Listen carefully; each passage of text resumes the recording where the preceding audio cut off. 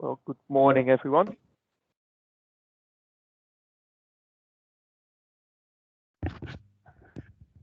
Morning.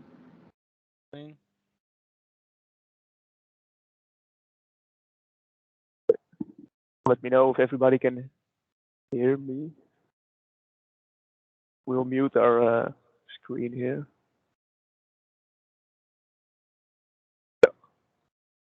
That's better. So I will not hear myself.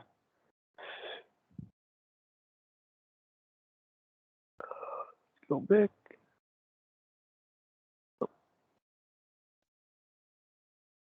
So we'll give everyone 1 or 2 minutes to make sure that the settings are all set up so you can hear me and you can see the presentation.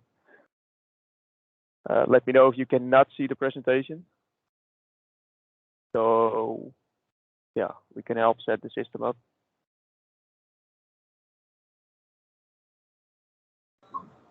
Hello, we are here. Good morning. Good morning.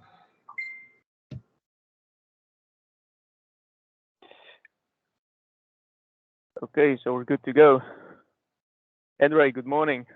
Hi, guys. So a lot of people are joining, which is good. We're on 69 right now, 70, still counting. So welcome, everybody. Today, the training in English will be about the CR12 software. So more or less the same as the CR7 software with some extra capabilities, which are behind and unlocked on the CR7. So yeah, we will count all that. Most of the features are on 22.2. So the software which will be released in March 1st. So we'll talk you through it, which is already available and which will come in March. We'll of course start with the basic features. So the starter, how can you work with the CR12? What do you tell a customer? How to work with it? What can you do with it? And so on and so on. So we'll just go step by step through it. What I want to say at first is make yourself at home. We are not together here, which is a pity, but yeah, I think it's the best with this worldwide situation with the pandemic going on. So it is what it is. Yesterday we had a Dutch CR12 training, and in the end it all went well. But what I want to ask is speak up and make it an interactive session, the best for all of us, also for me and my voice. Yeah. So if you have questions or if you have feedback or anything, yeah, let's talk to us or put it in the chat. My name is Peter Houtenbos. I think most of you already know me. I have been working at Raven for about 5 or 6 years, from technical to training to sales. And this month, so the whole of January, I'll be back at Raven helping Jur Blokker out with the trainings. So yeah, there I am again. Since I left Raven in April, I've been working with the CR12, so in the field, driving a tractor. So I hope the combination of the previous knowledge from Raven together with the practical knowledge from CR12 will be a good combination yeah, to help us both forward. Yeah, one important thing, the coffee breaks. We'll do maybe 3 or maybe 4 small coffee breaks for about 10 or 15 minutes in between. And then I hope in the end at around 12, so 3 hours from now, yeah, we will finish the presentation and hopefully you will learn something from it.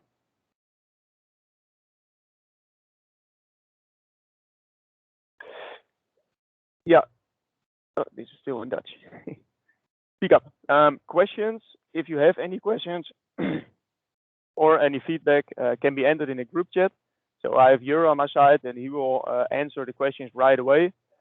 If it's a question which we can also take the whole group with it in it. So Jur will ask the question to me, or if you don't want to type it, or if you want to ask the question, I want to ask you to raise your hand in Teams.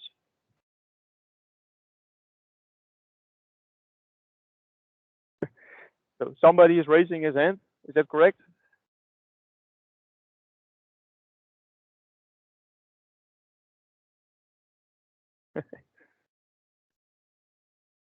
I don't hear anything, so we'll move on. €10.000. Nou, dat is nog veel naast de plaat. I don't know. Not in English, I don't. Okay, so if you have questions, raise your hand, but please. Ja, dan 12 minuten. Nou is nog wel de vraag of die.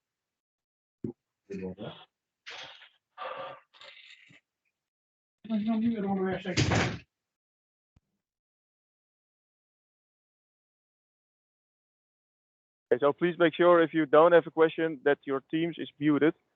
So I will be the only one talking, and if you have a question, raise your hand, unmute your mic, and then we can have a discussion or go through the question.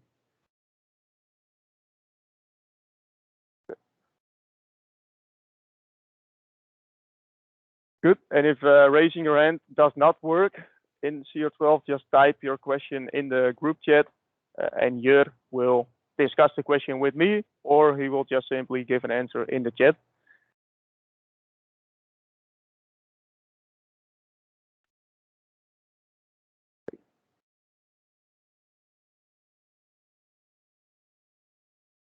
Okay, let's start with some pictures from the field. With first the RS1, so the RTK or S-Bus or EGNOS antenna, which is mostly used on every tractor, every self-propelled machine. And so on. So what you see here is the different types of tractors which we can install our system to, from newer tractors. So here you see a Case, New Holland, a pretty new Kubota, but also Fendt, John Deere, Valtra, and the ones I missed. But also on the older tractors. So here's an old MB track. Dus dan weer nog 70%. Maar het kan namelijk heel aantrekkelijk zijn voor die.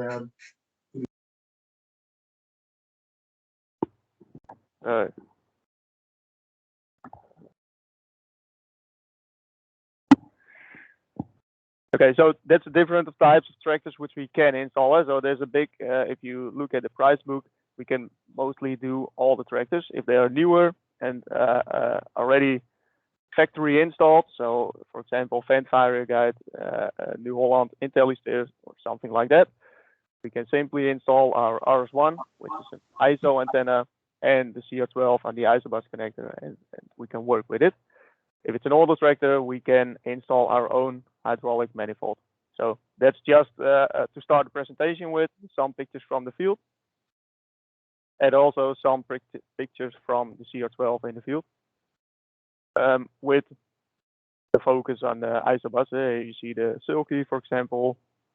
You see Rauch on the ISOBus. You see Grimme, New Holland, AUX N, and also an Amazone Pantera. So just to say that the ISOBus will work on every type of machine which says ISOBus. So some show-ups, and here's a customer with a lot of fields. This is a German customer with the fields in the background, and of course the operation planning, so the field boundary and the headland zones and so on. And this is a picture from a Czech dealer. I think he's also in the meeting. He made us how do you call it in English? Protector for your cell phone with the Raven logo on it. So just wanted to show it for the start. So the CR12, we started with the product 4 years ago, down in 2000, let's say 17, or maybe I think 17. Complete new software running on the screen, which was already there. The Fiber 4 Plus screen was already there, and we started with a new software. The software, which is a combination of American and European software, grower based. As I already said, the new things will be focused on 22.2, which we have the first release candidate right now, so it's not officially released. That will be released in March, but a lot of features are already possible to use in 22.1, and that software will be released or is already released, but somewhere this week. So that's the 22.1 software. Yeah, we will go over a lot of new features, starting with just the simple things for a customer. How do you start and how do you work with the CR12? Then we'll go over some new things, the widget layouts, the layers, crop registration, which is new. We will go over the section control settings, just to make sure that if an isobus machine is connected, how to correctly set the settings. We'll go over the VTD, which is newly released last year. So the virtual thumb drive, which is the USB stick in the cloud. We'll go over record field boundary, how to do it, and the new enhancements in there. Job settings, which are new boundary from coverage. Job info widget, headland turning, so auto turn, which will be new in 22.2. The headland signal and how to set that up. Round tray boundary, so if you got a field and you have the boundary around it, how to drive or work with your tractor or sprayer or anything around the field.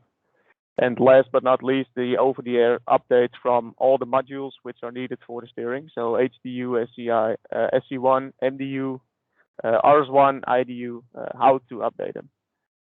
So that will be what we do today. And let's start with the basic features or the things where the CR12 started with and what a customer, I would say, always needs. The 4 main screens are still the same and will also not change. We got the map-based home screen with slingshot maps, and the fields of the customer will be in there. So this is the start screen or the main screen for a customer if he starts the CR12. Then on the left bottom, we got the settings button, and if you press on that, you will go to all the tiles with all the different settings which you can set in which, and we'll also go through it. The machine garage is the most important, and for you as a dealer, the remote support button will also be important. Then we got the job run screen, which is as simple as that. If a field is loaded, a beeline is loaded, you are in the field and you want to drive with it. So that's the job run screen. And the fourth, but not least, is the isobus UT, also a button here on the bottom. You press on it and you will see the RS1 down here, but also the isobus machines which are connected to our system will show up here. So in this case, a tab, but that can be every machine.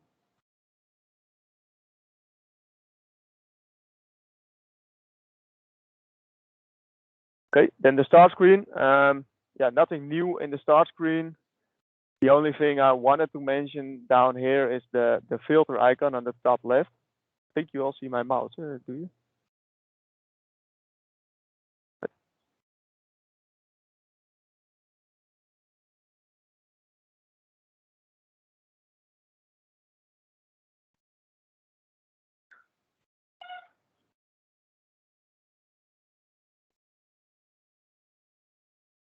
Does everyone see my presentation in full screen? Or does someone have problems with the presentation on the Teams?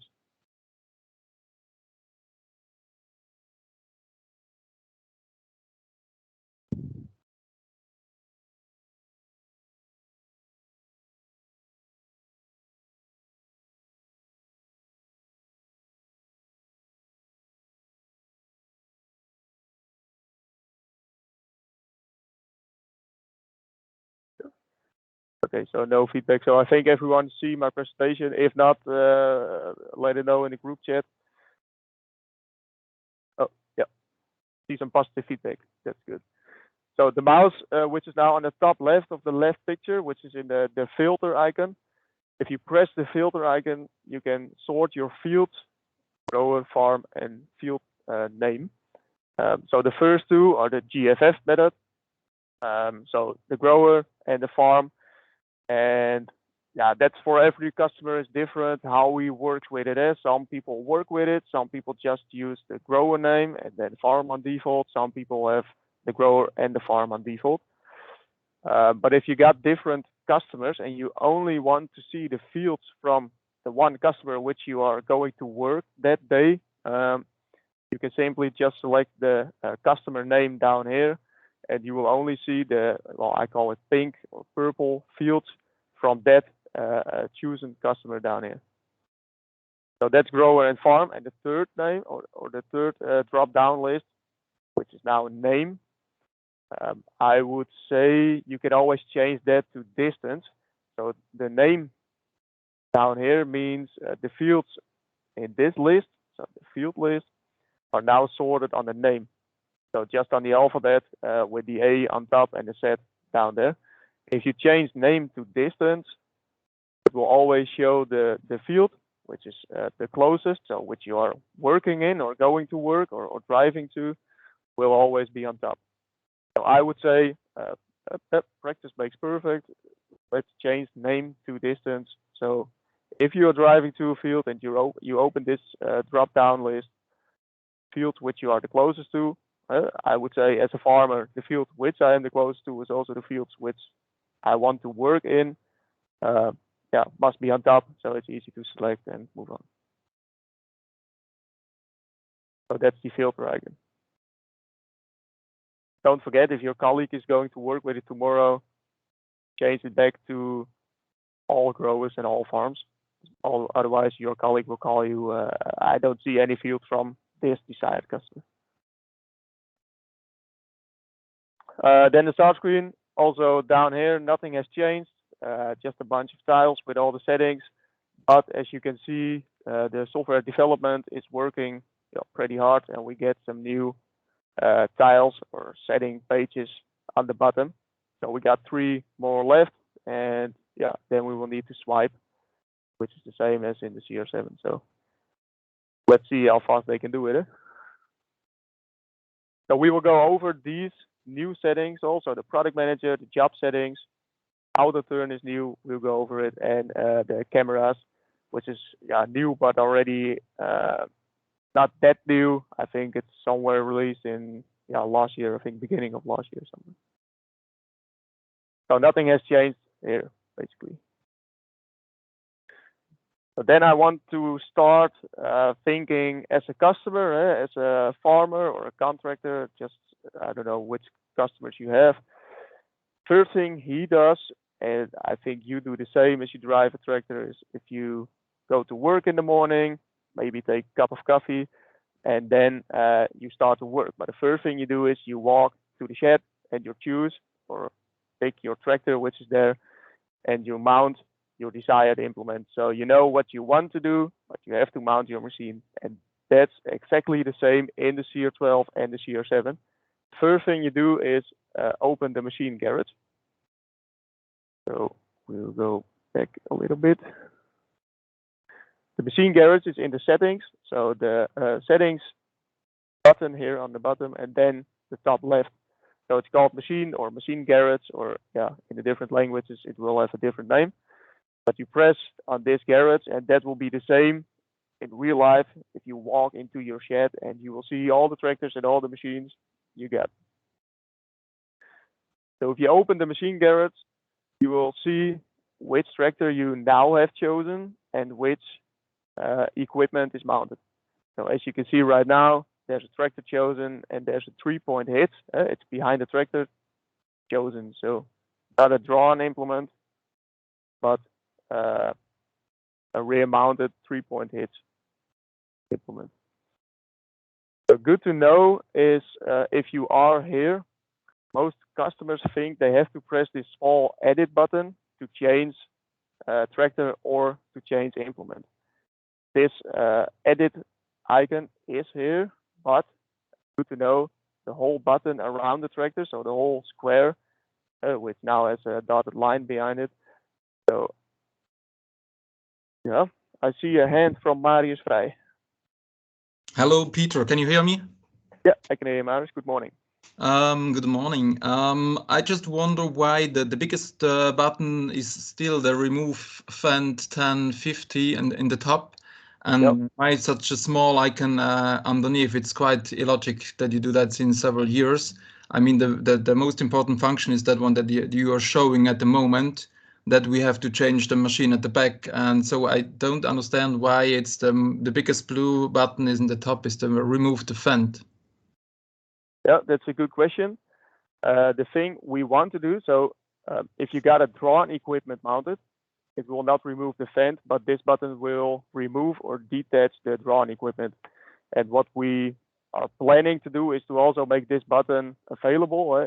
So now you are removing the fend, but it should be changing to removing just the implement behind it. So for now, it only works as desired with a drawn equipment. But actually, if there's just now the rear mount equipment is the Raven 661, and the plan is to change this button also to remove the Raven 661, so mounted equipment. Mm. Okay.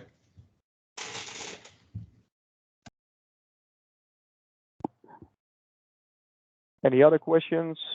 No hands, nothing in the chat. Good. Nope. Okay.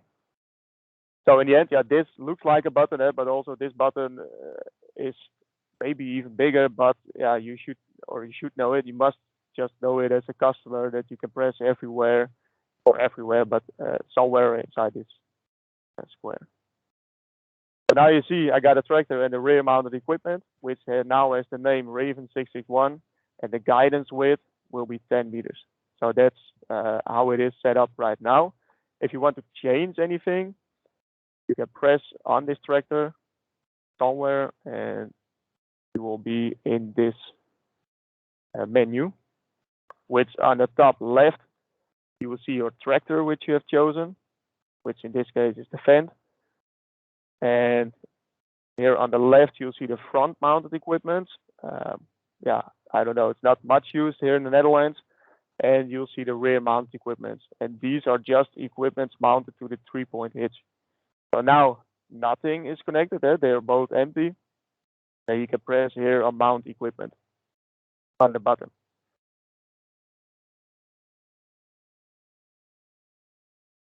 For the new users or new dealers which are not familiar with this, here on the right top of the screen, you'll see create new machine. Please make sure you understand that this is not to create a new implement, but it's a new tractor or sprayer or anything like that. We will work on changing this name. So machine is now, let's say, yeah, you can make a wrong decision here to use this button to create an implement, and we will make implement down here. So please make sure you understand this button on the top is to create a new tractor or a new sprayer.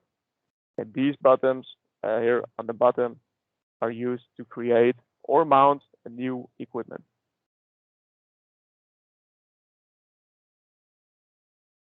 So as you can see, they're empty right now, so nothing is mounted. That's not a very good thing. So now if you create an AB line, there will be just a guidance width from 0 meters, so we cannot work with it. So if you press on mount equipment, it will open the shed again, and it will show you all the machines you have in your shed. Which we have now created 3 machines ourselves, which is the sprayer, or in Dutch spout. This one is called new, and this one is called 3 meters. And you can see we have created them ourselves. And there's one which just shows up right now, which we cannot change and we cannot delete. And that means it's an isobus machine. So the isobus machine, if you just connect it with the IBBZ, it will automatically show up in the machine garage. As said down here, ISO implements will auto show up. You press on that implement which you want to mount, so which you want to work with, and you press the green check mark on the bottom, and that one is connected. So I got a question down here. What is wrong if the ISO implement does not show up here? So you connected, in this case, it's a Raven implement, but let's say we got the Tebbe or anything else, or Amazone or a horse machine. If you connect the ISO connector, but it does not show up here, does anyone or can anybody tell me what we should check at first? I see my colleague Ior, which wants to talk. Good day, guys. If we talk about the implement steering, should we add the implement steering model here and create the new equipment? Yeah, if you use implement steering, so with a second antenna or with a camera, you create new equipment. And if we detect the second antenna, then you get the question, do you want to couple or mount this steering to this implement? Waar zit ik erin? Dan heb je dat dan niet. Ja. Maar ik heb geen geluid. I hear some Dutch. Is that clear, Ior? Yes, it is, and I can enter the width of the implement steering, but it will not be painting when I will go on a field on a job and start the steering and press the like a painting, yeah. And this width, like for example 3 meters between the disc, and I have a cedar 5 meter, for example. So my coverage will be 5 meter width. Am I right? Yep. Yep. Okay. Thanks. Yeah, clear.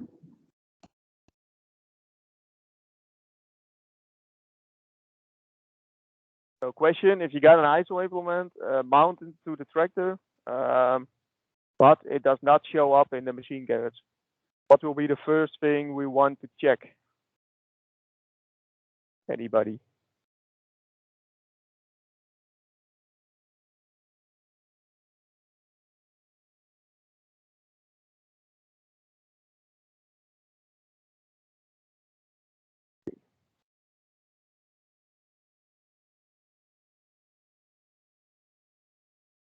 First group not helping me out.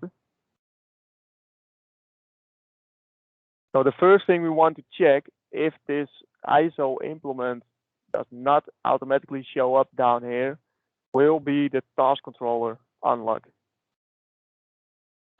The machine only shows up here if we have the task controller unlocked, because if we don't have the TC, so the task controller, we cannot automatically shut off the sections and set the rate for that machine. So in that case, we can also not mount that machine to the tractor. So first thing will be to show or to check if the unlock is there. Works right now.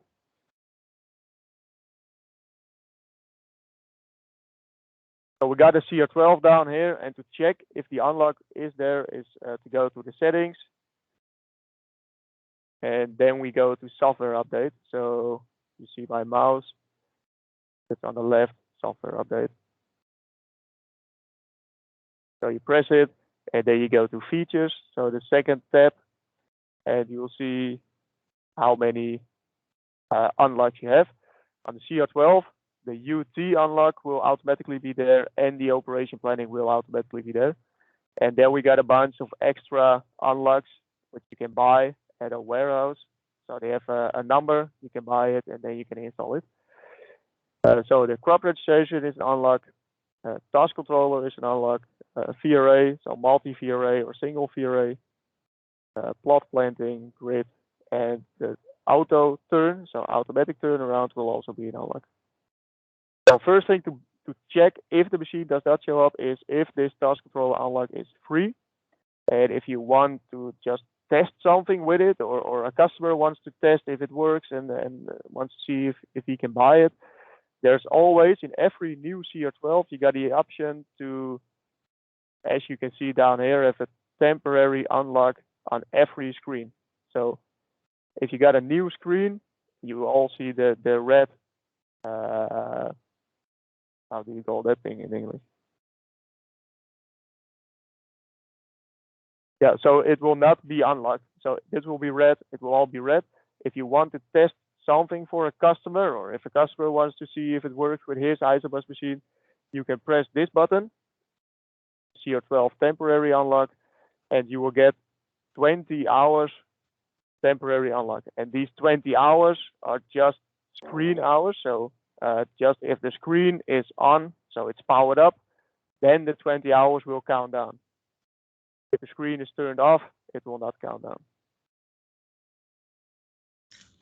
One question, 8 hours, 8 minutes, is it left hours or already used hours? No, that will be the left hours. So it starts on 20 hours and it will count down to 1 minute and then it will shut off. Thank you.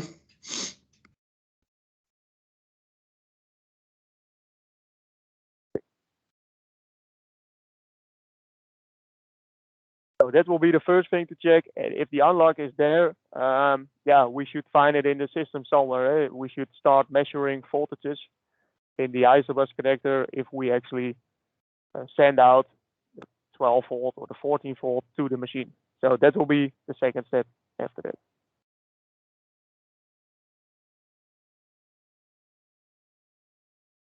So any questions or feedback or anything else on the machine garage?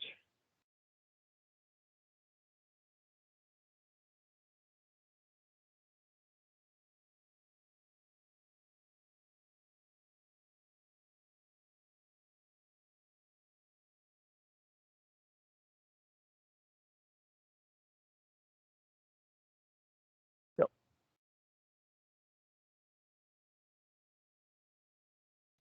Okay. So then we've chosen our tractor and our implement, and then yeah, we can drive to the field and start working. So in the CR12, we got 3 ways. So also in the CR7, we got 3 ways telling a customer or for a customer how to work with the system. So how to create a line and how to make sure the tractor is driving straight or following a curved line. Let's see. And the 3 functions are shown right here. There's a simple or a quick guidance line, which is number 1.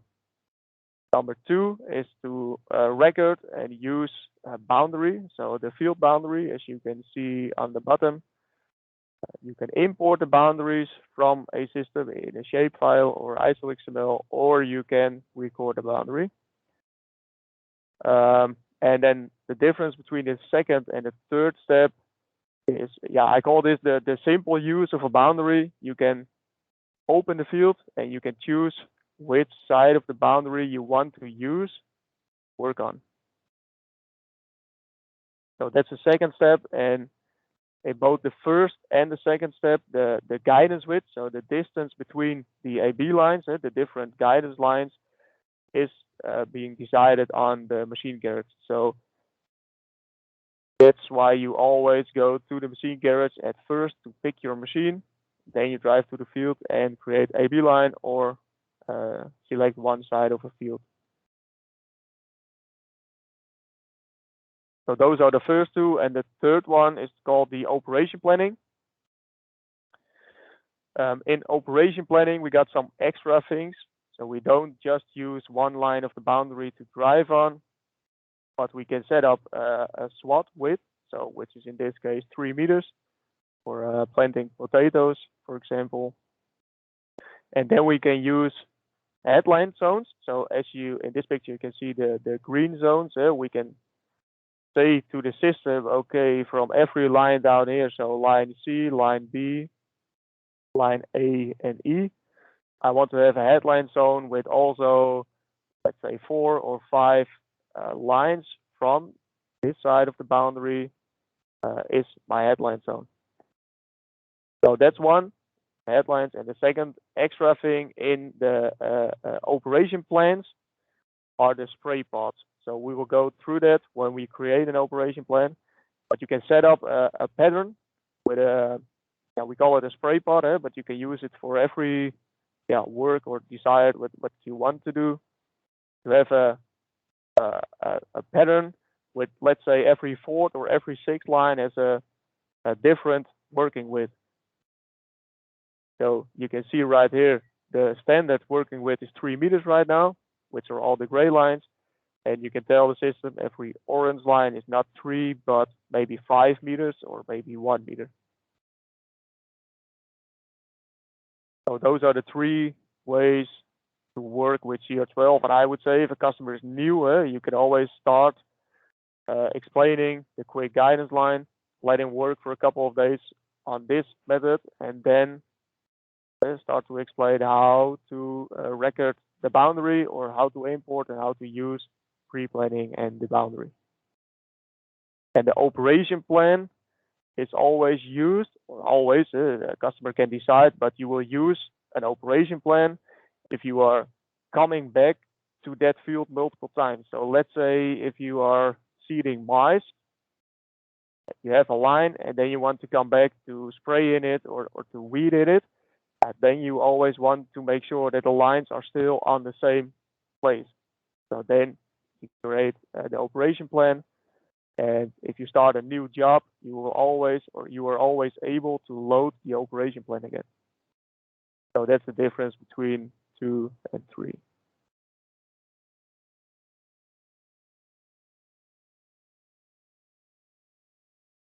No questions so far.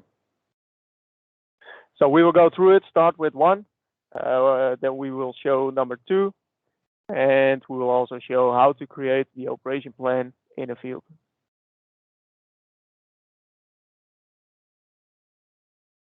So the quick AB guidance line, we will go through AB right now, but there's also a possibility to create A+ or a curved line or a pivot line, just how you want to work with it or how you are going to work with it.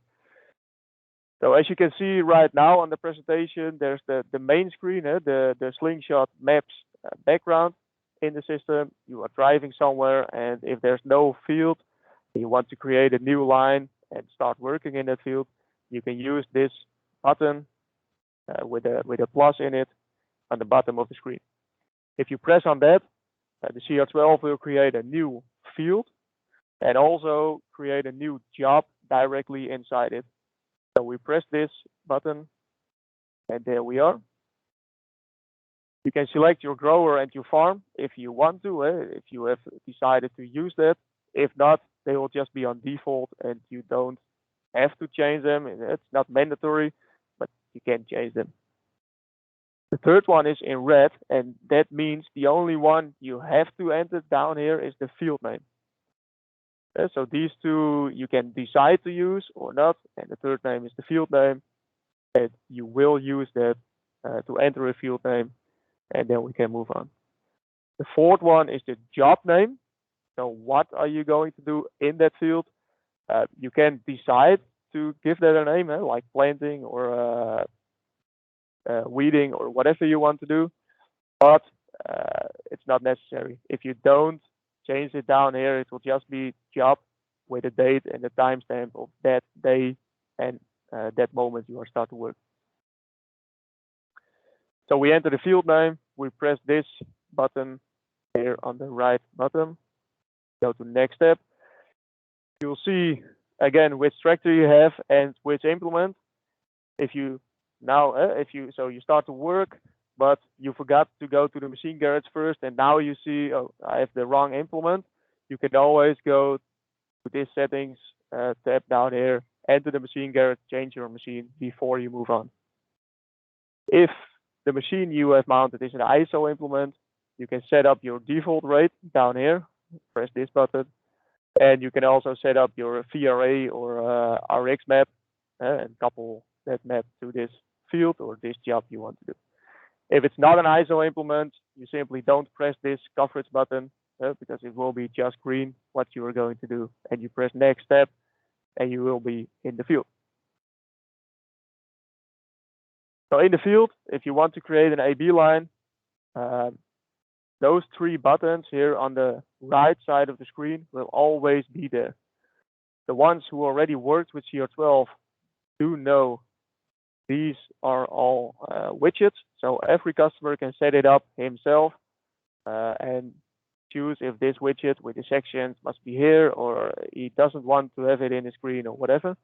But these 3 buttons are always there, and you press this line button here on the right side. So the third one, press it, and then you get the option to create a B line, A plus. So A plus will just be an A point, and then you set up your direction. So if you know the direction of your field and it is straight, you can just start to work with just one point. Then we got contour, and contour, with that we mean a curved line.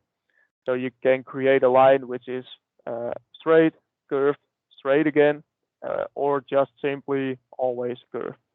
You can start and record the play button down there.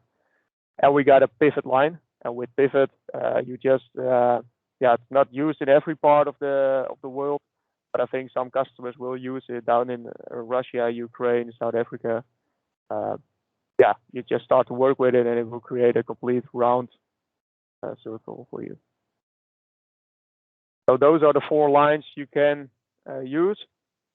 And if you got your field boundary, so the second step, if we go back a little bit, if you got your field boundary already, you do not need to record a new AB line, but you can go to load, and in load you can choose every AB line or curved line or every side of the boundary as your guidance line which you want to work in.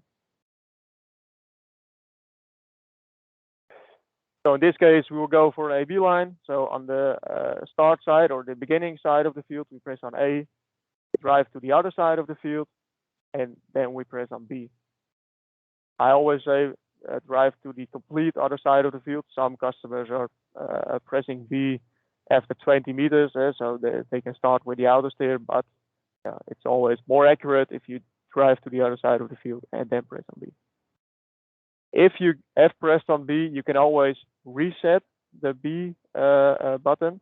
So if it's not on the right place, but you want to have it maybe 1 meter to the right or such, you can always press B again, and it will change the AB line. If you have pressed the B, so you got your second point, always press the green check mark here on the right button. If you don't do it, you can use the line, you can work on it, but the line will not be saved. So if you come back to the field and you want to use the line again, it will not be there anymore. So always press this green check mark so you can use the line another time again. If you have saved it, the name of that AB line will standard be unnamed AB line. So AB line with no name. And you can change the name of the line. So if you open this line button again, you got your edit button down here, and you can change the name to give it a name which you, if you come back next year or whatever, you still know which line it is.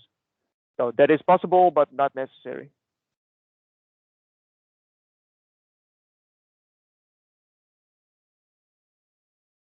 Now, if you have your AB line or curved line or anything like that, and you want to start with work, and you are on the side of the field, but the line is not there where you want it to have. So you are on the right place, but the line is still 1 meter or, just give it a name, 1 or 6 meters on the wrong place. We got 2 widgets for you, which is this blue widget with the first red arrow, so on top, and the second widget. And this blue widget is used if you are on the right place, but the line is not, and you just want to shift the line from the original AB line to where you are. You can press on that button, and it will just slide the AB line underneath your tractor. And I say AB line, but with that I mean the guidance line. So the original AB line will always be where it is. You will just shift or nudge your guidance line from there. So this one is a simple use, I would say, for spraying or yeah, whatever you can use it. If you want to shift it or nudge it with a theoretical value, so you want to shift the line not to that point where you are, but just shift it 1 meter or 1 meter 50 or 10 meters or whatever you want. You got the second widget. So on the bottom, you can press and hold this one, which you can see every widget which you can press and hold for settings do have this small edge in it. So you press and hold it, and you can set up the nudge number 1 and nudge number 2. And with that, the first arrow will be, right now it's 2.5 centimeters, and the second arrow is 20 centimeters. And you can always change that to your desired values. If you are reading and you want to change the line with just a half centimeter, you can drop this one down to 0.5, and this one can also be 1 meter or 6 meter or just what you want. So press and hold it, set the settings. If you just press it once, it will change here on the left. It will change the widget, make it a bit bigger, and you will see the 1 arrow and the 2 arrows. If you press this 1 arrow, it will shift with this setting you just changed, and the second or the 2 arrows will be in this case 20 centimeters.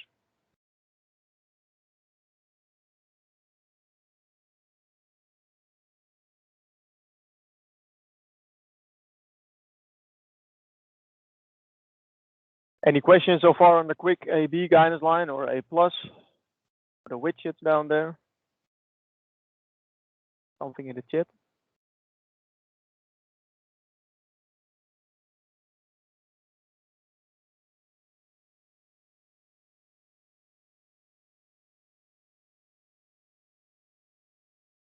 Okay.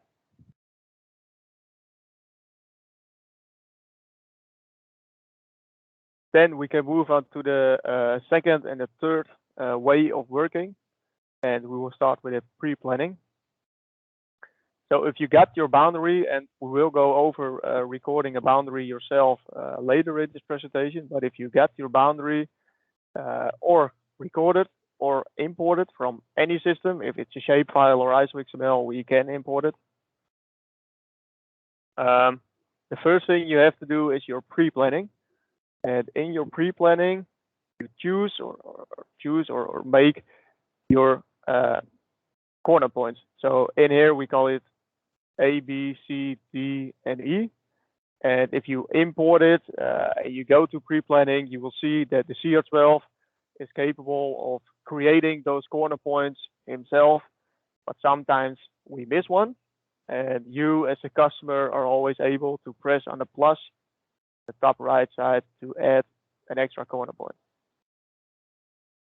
So right now, as you can see, we have detected the 5 corner points, so from A until E.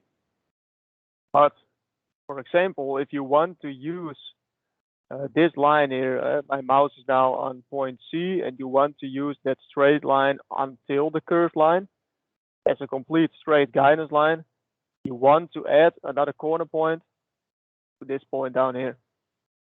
Then you can use that straight line, so that part of a line, as a line which is straight until the end of the field. So the corner points we are adding or deciding or placing down here are nothing more than the beginning of a line and the end of a line. So if we don't add a corner point down here, if you are working in this field and you use this straight line as a line, it will automatically drive through the curve down to B, and there it will stop. So that's what a corner points do, and that's why you always, if you import the field boundary, always go through it, so you know for sure that as a customer, so not as a dealer, but the customer should do this because he knows how he wants to work in this field. For this example, I would say the customer uses this line, so from E to D, as his guidance line for the complete field. And then he wants to use this headland line, so from C to B, as a complete line. So then a customer does not want to add an extra corner point down here. if this line should not be straight, so from D to E, but that's also like a banana or whatever, and he wants to use this straight line from C until where corner or the curve starts, he wants to add an extra corner point. And you can do that by pressing the plus on the top. Go one back. So you press on the plus, and then you simply press on the boundary down here. I would recommend to always zoom in a bit, so you know that you are in the right place. So you press on the boundary, and then after that you can change the position of the corner point. In which I would say we press here for an extra corner point. And with this radius, or this slide bar, you can change the size of this red circle behind it. And the red circle determines where the crossing point of the boundary line with the circle is. And from there, he will draw a straight line until where the other line will hit the straight line, and that determines the position of the corner point. So you can simply use the slider bar to make this circle bigger or smaller and to determine where the corner point should be.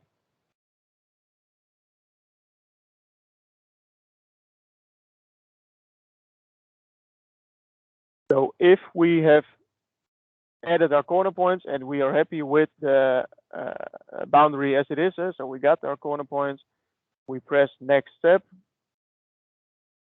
and then we are here. So now you see there's still A until E, but now we have not marked the corner points anymore. We are ready with it. Now we have marked the lines. So now as a customer, you can say line C and line D, are they a curve or are they straight? So right now, line C is a straight line and line D is also a straight line. If we change B from, which is now a curve, if we change that to straight, it will make a straight line from this corner point until that corner point. So in this case, you of course don't want that because that's not as it is in reality. New in the pre-planning is the join lines and the split lines possibility. If you use join lines down here and you press on this, it will ask you select the baselines to join together. And in this case, that's the B and the A. If we select them, it will make one guidance line from this corner point on the left bottom until this corner point on the left top. So that's what join lines do. So that's new in the pre-planning. So that's what you, not as a dealer, but as a customer, should do with all your fields in the beginning if you want to use it for operation planning or stuff like that.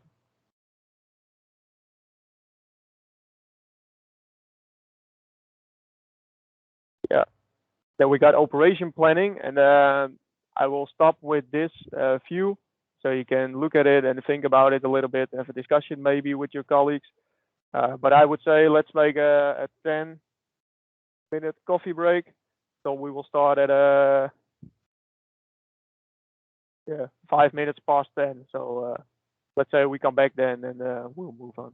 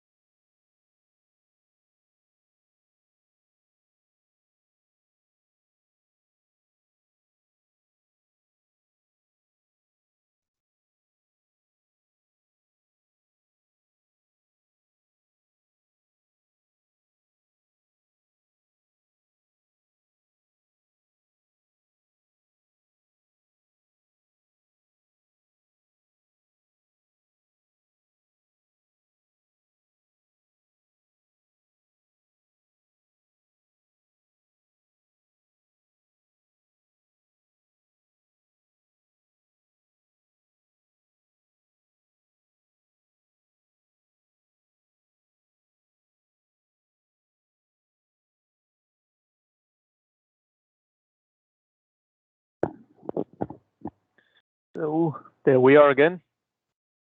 Everybody has a cup of coffee, something to stay awake.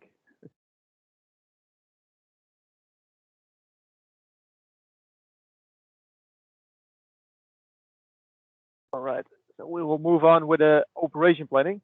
During coffee time, did anything pop up as a question? I don't see anything in the chat, but questions or any discussion or feedback, yeah, on where we stayed so far.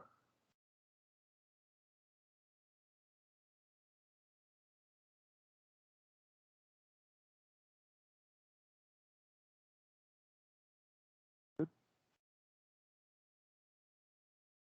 No questions came in, huh?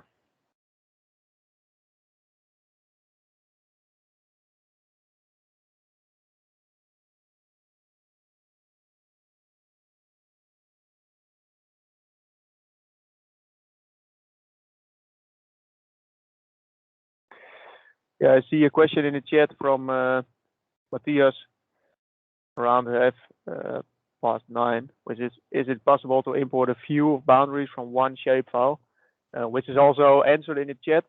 It is possible to have a I think it's called a multi-shape or multi-field shapefile. So it means one shapefile with, yeah, you can do, so the one you saw in the beginning is also one shapefile. So until we tested it, I think with 500 fields or such. So that is possible to import a multi-boundary shapefile.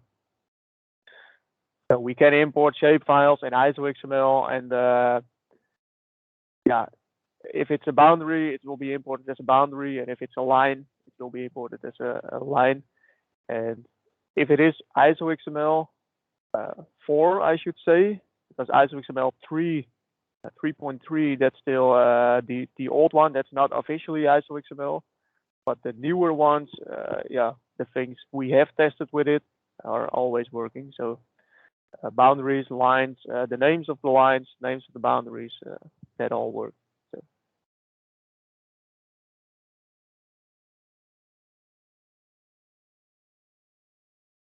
So also the question from, I think that's Manuel or Philip from Muller Landtechniek, is it possible to load lines from other systems like EcuGuide or Trimble? That's also possible. So the thing is, on the other systems, make sure you export it as a shapefile, or so to say, the newer ISO XML. And with newer, I mean maybe 2 years ago, the ISO XML 4 started. So it's not very new, but make sure it's not ISO XML 3.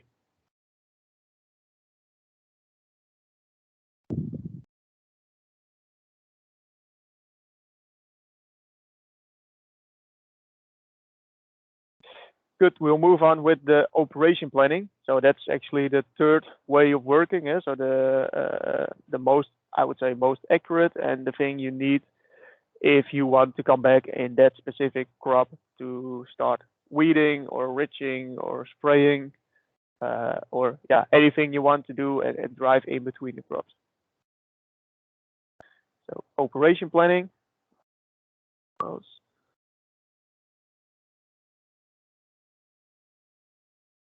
So you set up your name and your slot width, so the standard working width, and then you press on tramline setup down here, and you can set up your pattern. So right now we see S1 is 4, so that's correct. You see the left side, or you don't see it, but yeah, you must know it. That the left side is actually the side of the field, or yeah, so the field boundary or AB line or whatever. So now the pattern is 4 AB lines. So not 4 ridges, but 4 AB lines. So 4 times 3 meters now is 12 meters. Then we got a spray line, which is not gray, but orange. And on the left side and on the right side, we can add an extra value to the spray line. And it's still called a spray line, but it can also be a pot to add plastic above your crop or something else for watering or whatever.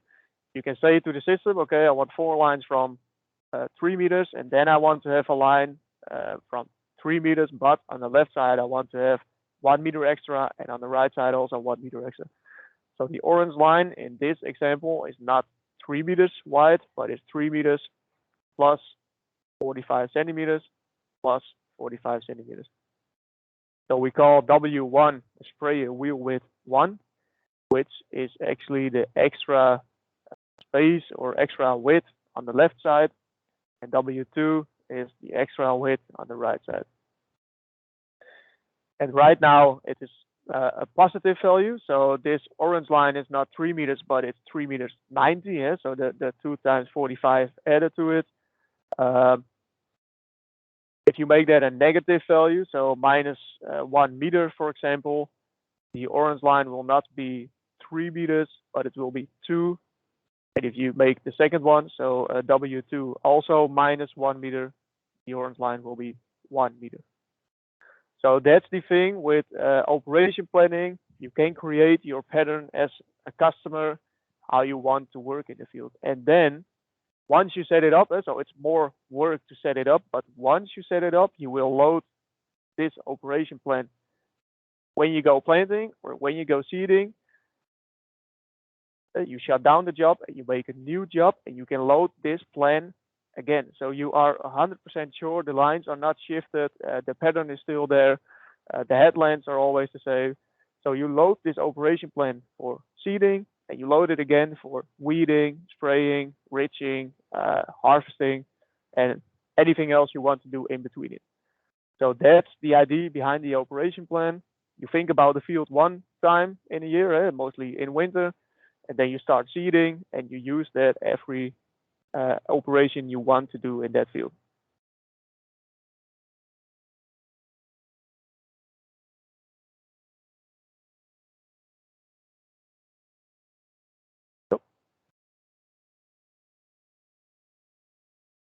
Okay, so we got S1, then we got W1 and 2, and S2, which is the pattern you set up. So here you see in the field, it looks like this. If line B is the side of the field, you have 4 AB lines of 3 meters, and then you got a wider one, so the spray line, and then you got 8 AB lines of 3 meters, and that pattern will move on until the end of the field.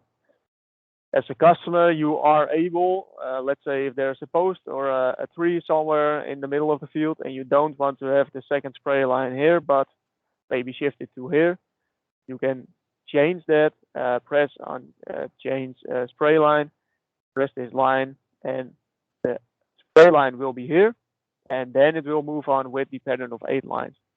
So you can always add or change the pattern yourself in the beginning.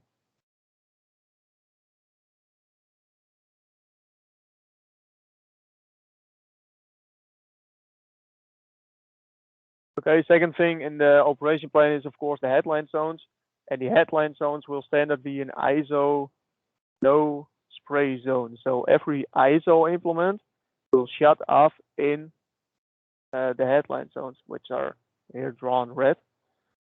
So with that, you can, for example, with spraying or whatever, you don't want to drive over the field which you have already been spraying. So you can set up your headland zones, then first spray the center of the field, and in the last, so if you have sprayed the whole field, you can load line D.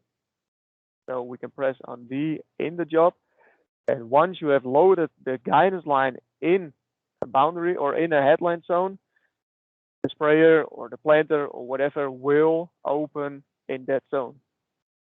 So, and then you spray the rest of the field, so it will automatically shut off in the rest of the field again. So that's the way of working with the headlands. But the headland zone will always be an ISO no spray zone. So with every, not just with a sprayer, but with a spreader, planter, or anything, it will shut off on that line down here.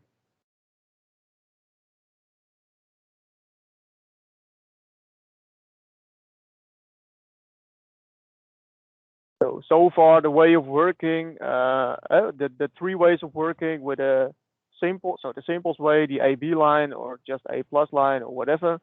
The second one is to import or to create a boundary, get your corner points, and then simply create or pick your machine in the machine garage, load the boundary and choose which side you want to work on. And the third one is the operation planning, which I would say in practice you always use that if you are planting or seeding in a field and you know you have to come back some days.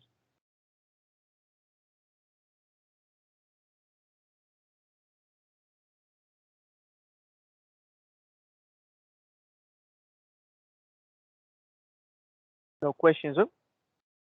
So we will move on with new features, which some of them are already available in 22.1, and some of them will be available in 22.2. So they will be in March. So let's say hopefully normally it's before the season. First thing, widget layout. Maybe some of you have already seen it. The widgets down here, and which are already told about in the beginning. You can set it up as a customer yourself, change the position, change the size, and so on. That's all behind this top button down here. So the one in red, the settings page for the widget. And formally in all the software version, if you press that, you will get a list of all the widgets and you can add them, place positions and so on, and then you're ready. We added there a few of standard layouts. So if you press this button right now, it will open and you will see there's a standard layout for crop. So for planting, seeding, such things. There's a default layout. For implement steering, there's a default layout. The previous one you can load, and there's one for sprayer. And as a customer, you now have the ability to create, as you see down here, there's one profile for me and one profile for my colleague. So if I am working with it, I load Peter, so myself. And if my colleague is working with it, he will load Lars, so that's his name, and he has the widgets on his own page, his own place. So you are able to do that, or a customer is able to do that. One important thing as a dealer down here is the default layout.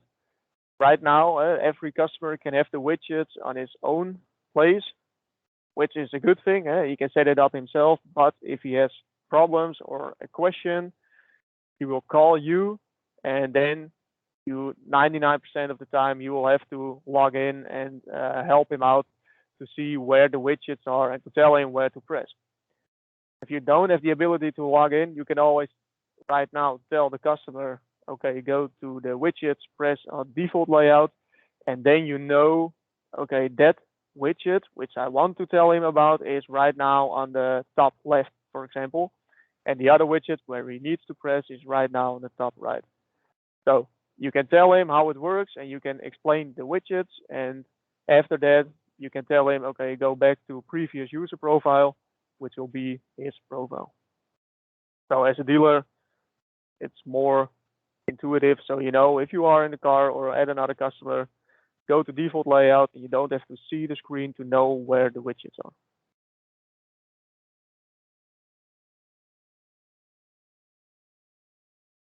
Also, if you got some colleagues, which you know they always, may not use that word, they always screw the field, so to say. So they shift lines and they tell you the system is not working. You can, as a customer, decide, okay, there's one page available for the one who knows how the system works. And if another one jumps in, you press another profile, we just have, for example, the go button, so the to switch the steering on, engage button, and maybe one other button to change direction or whatever. So you can set that up for a customer.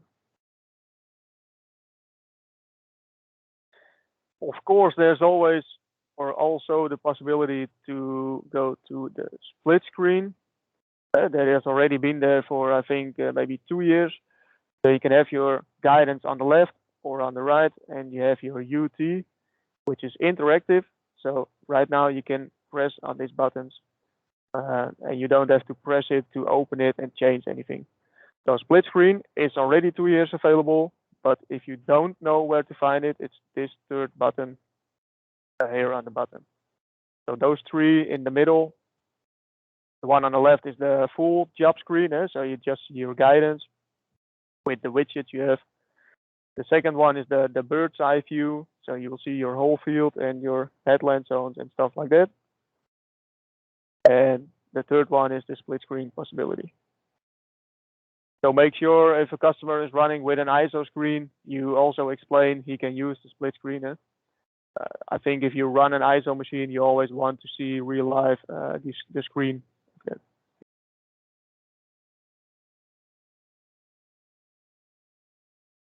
So that's a split screen. Then we got a new widget, the job info widget. We got some new widgets, some more new widgets. For example, here the distance to the headland zone, or the distance to the boundary. But yeah, we will go over that when we also set up the beep signal or the acoustic signal down there. Job info widget, you can add it, but make sure right now if you add it, it will be empty. Press and hold it. You also see this small edge down here, so you know you can press and hold it. And down in the widget, you can tell to the system, okay, I want to show how big the boundary is. I want to show how much I've already done, and I want to show how much I still need to do. So that's actually all you can set up right now, but it will develop further and further, and it will show you more info right there. And that's also why you can check mark them, because in the end, hopefully soon, it will be a long list, so you can choose what you want to see real life and what you don't want to see.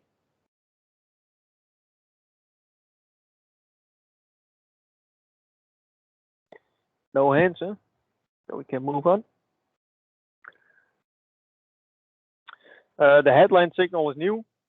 So right now you got the widget down here on the left, which tells you 35 and 16.3, which actually tells that the headline zone is 19 or 20 meters. And now you can set up, okay, if this one is on 1 meter, for example, so you got 1 meter distance or 0 meters, you can set up a signal so you know as a driver, okay, I'm there, I can wake up maybe and do some things to turn around. To set up the signal, you go to the settings. Then you go to audio settings, because it's an audio signal. And you can set up your boundary proximity signal and your headland. So the distance between it is if you use just a boundary without an operation plan. If you just use the boundary without an operation plan, you don't have any headland zone in it. So you want to tell yourself maybe, okay, if I'm 10 meters, if the headland, or if you are seating 2 rows, so maybe 10 meters, maybe 15 meters, I want to have a signal 15 meters from the boundary. So right now it's 13.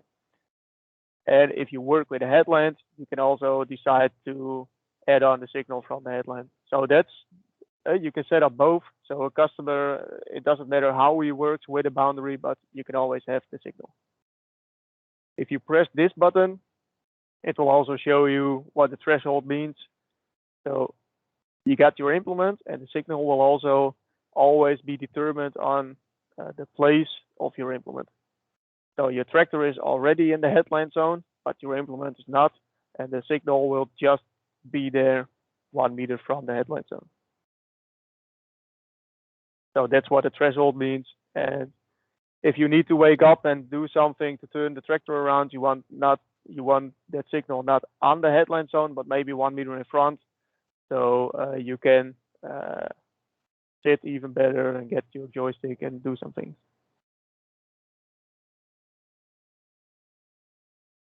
So that's the new widget, which is here on the left, the distance to the headland and the distance to the boundary.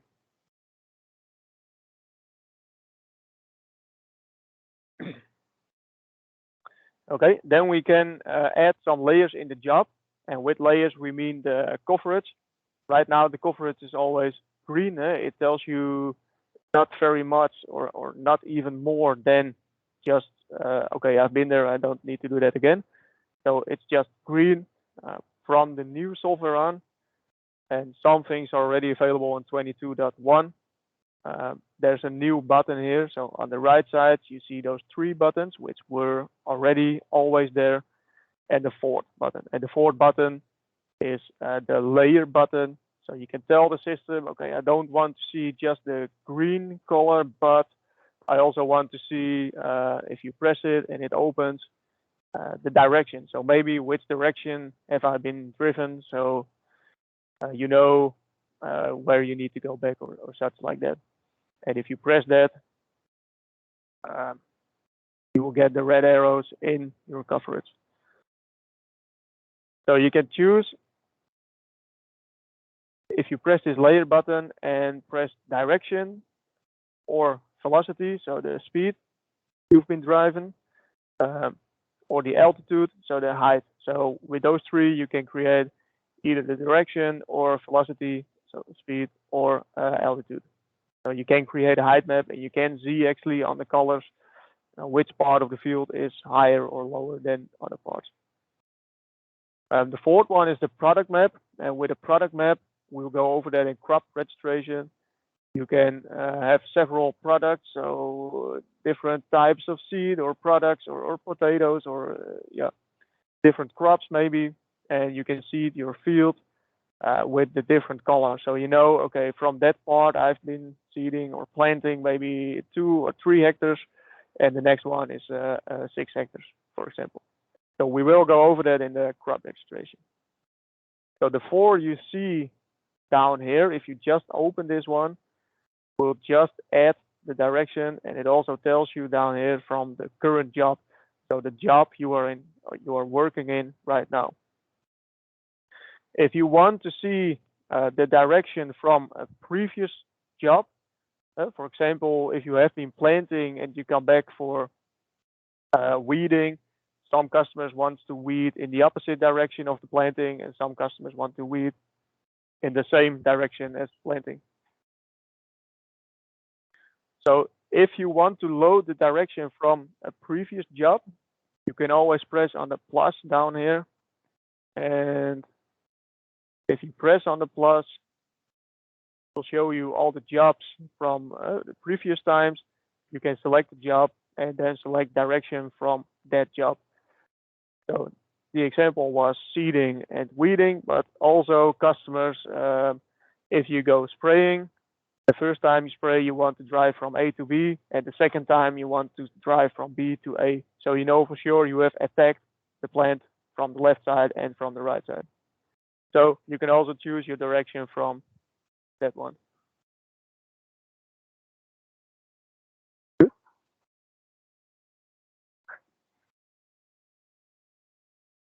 So that's with the layers. Don't know if any questions came in the meantime. Thinker.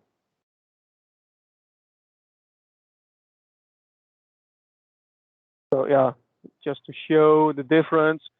So with the direction, you will just see the arrows. Altitude, you will get your height map inside your field. And then you also got your widget here on the top right with a legend. So what means red, what means green, and what means in between. And same with velocity, with the driving speed. Product map looks like this, so you know which crop or which product is the green one, which product is the yellow one, and you know also how many hectares or acres from that specific crop are seeded.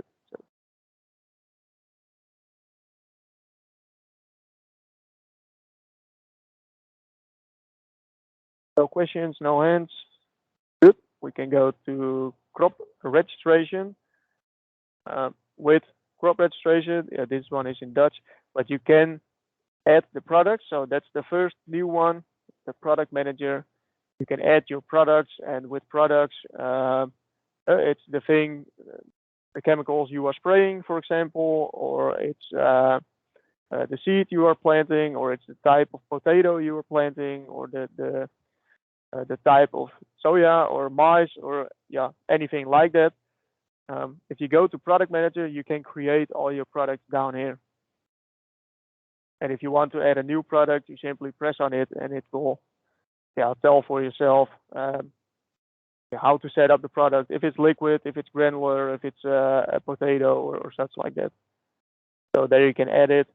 If you got a very long list of all the different products you have, you can also make an Excel file, and in the manual, which still needs to be released, we tell you how to import an Excel file with a complete list of the different sorts, and then you can add some extra information to it. So that's the first thing in the product manager.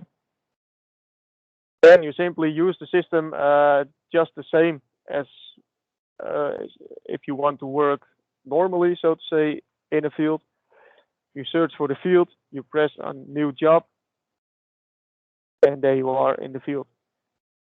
If you work with it for the first time, the best is to use the crop widget layout, so you know for sure that the right widgets are in there to use crop registration.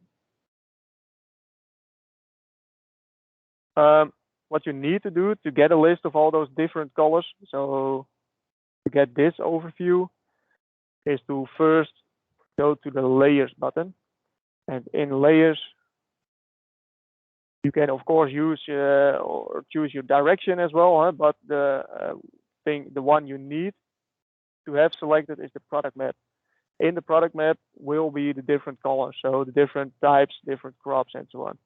So before you start working, or if you are working, select the product map to also see the different colors which are attached to the different crops.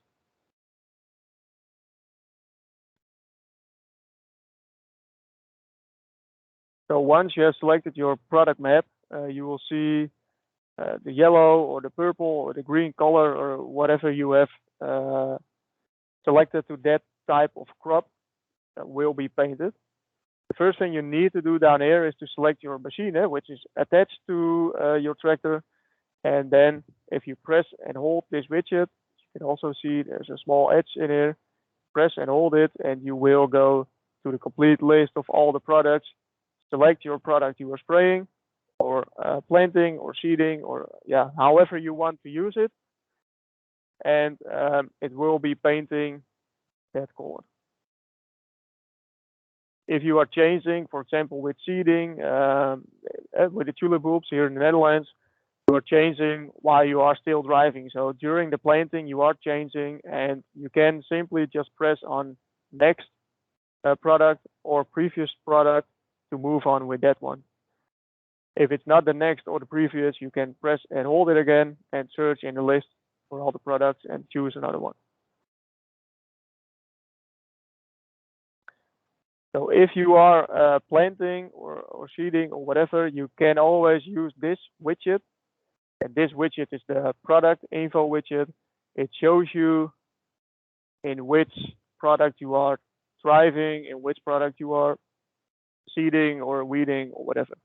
So right now we are still planting. There's not a lot of coverage. So we are still seeding or planting the field. And it will show you live in this widget. This is the product name.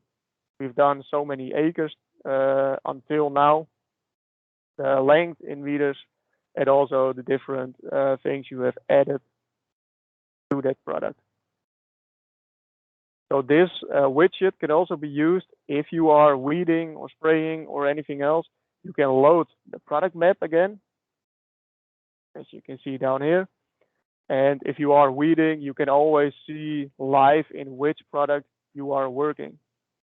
So it looks like this. If you load the product map again as your background, and you can see what crop has been seeded or has been planted down here, so you know where you are driving and what you are doing. So that's called the crop registration. It's available on FDCR12 since 21.1, or actually even the previous version, or 22.1, excuse me.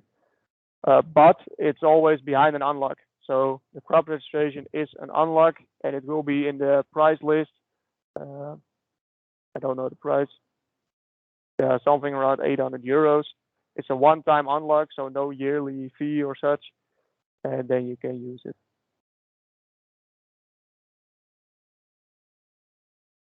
So that's in the CR12 with a crop registration. No questions came in. Working on it.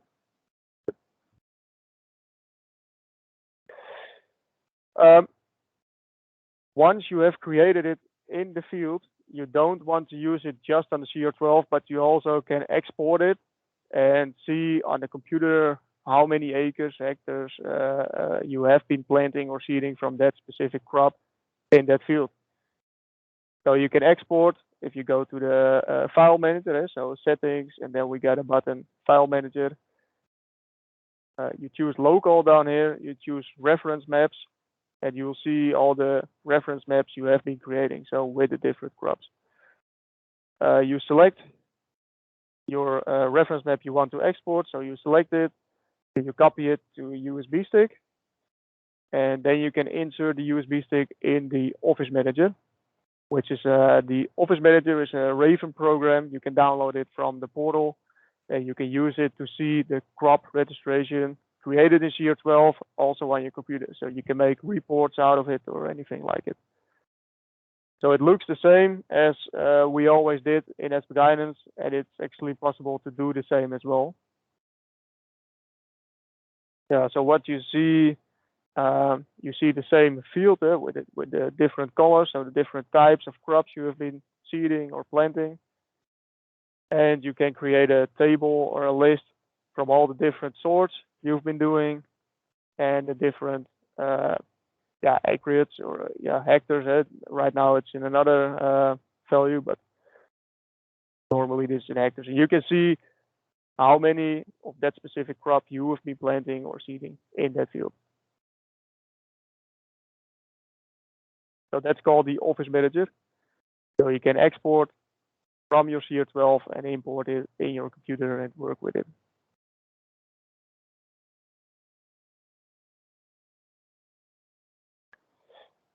Good. Questions about the crop registration?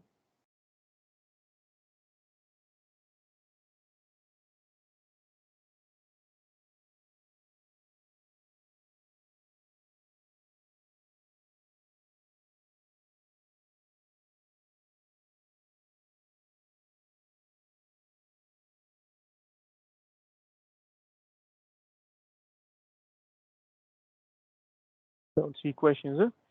No hands.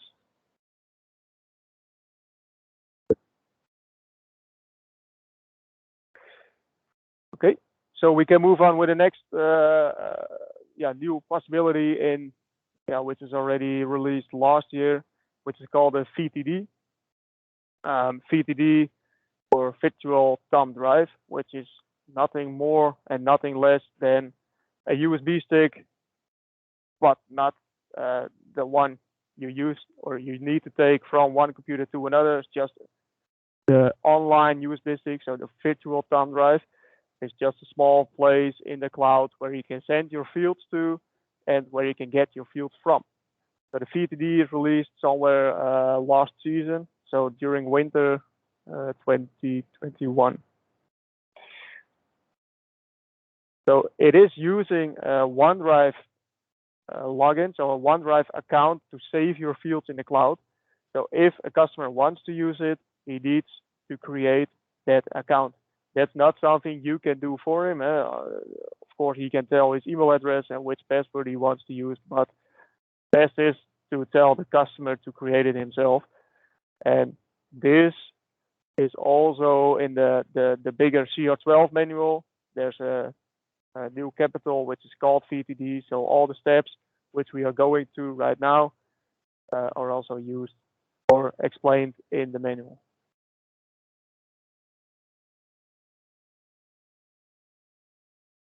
Good. So you can create the account just on your laptop using this link. And then you can go to the CR12 or the CR7 you have, and you can press on Connect Account. So this is in the slingshot. So first you go to the settings page. So all the tiles, which we always, or not always, but which we go to, you press on the slingshot.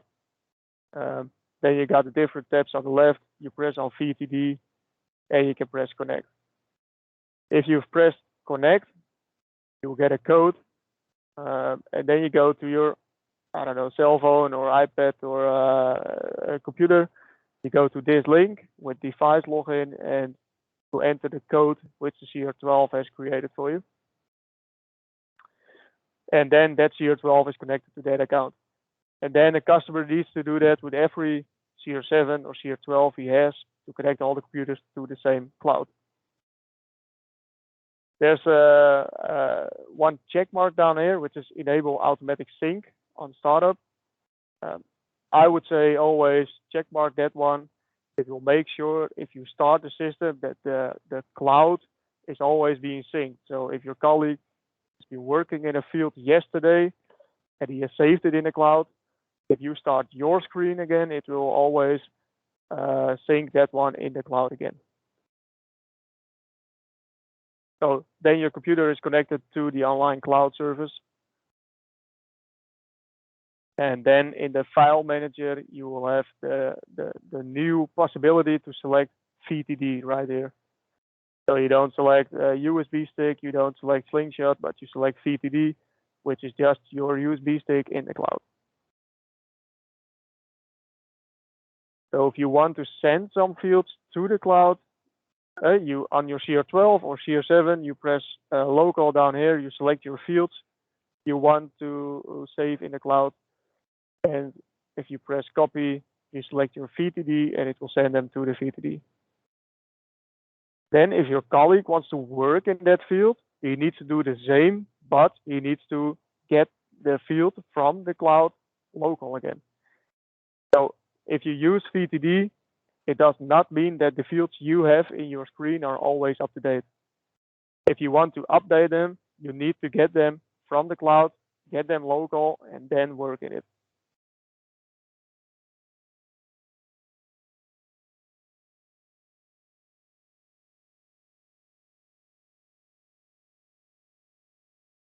Questions on VTD?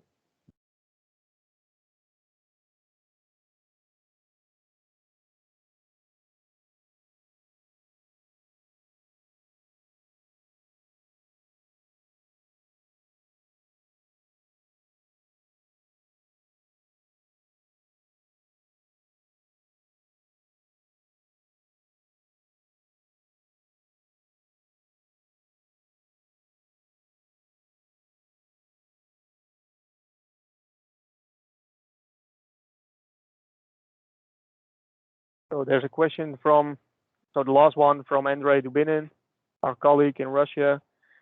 Can we use a Wi-Fi hotspot on a smartphone to work with a VTD?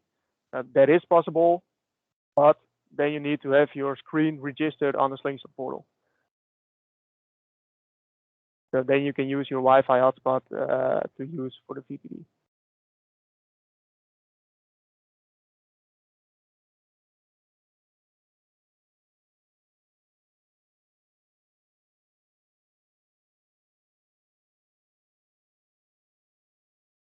Good. Then we will move on with the section control settings. So if you have connected an ISO machine or just want to show your sections in the CR12, so you set it up your own sections, yeah, you can set it up where we need to start and where we want to stop the sections.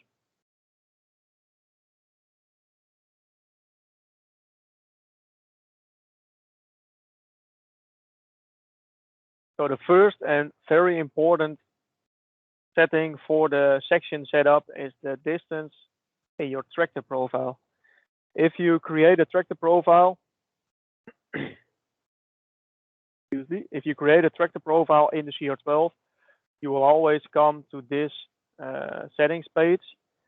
And it is important to measure that correctly to get your sections on the right place. Here you got three distances, so A, B, and C.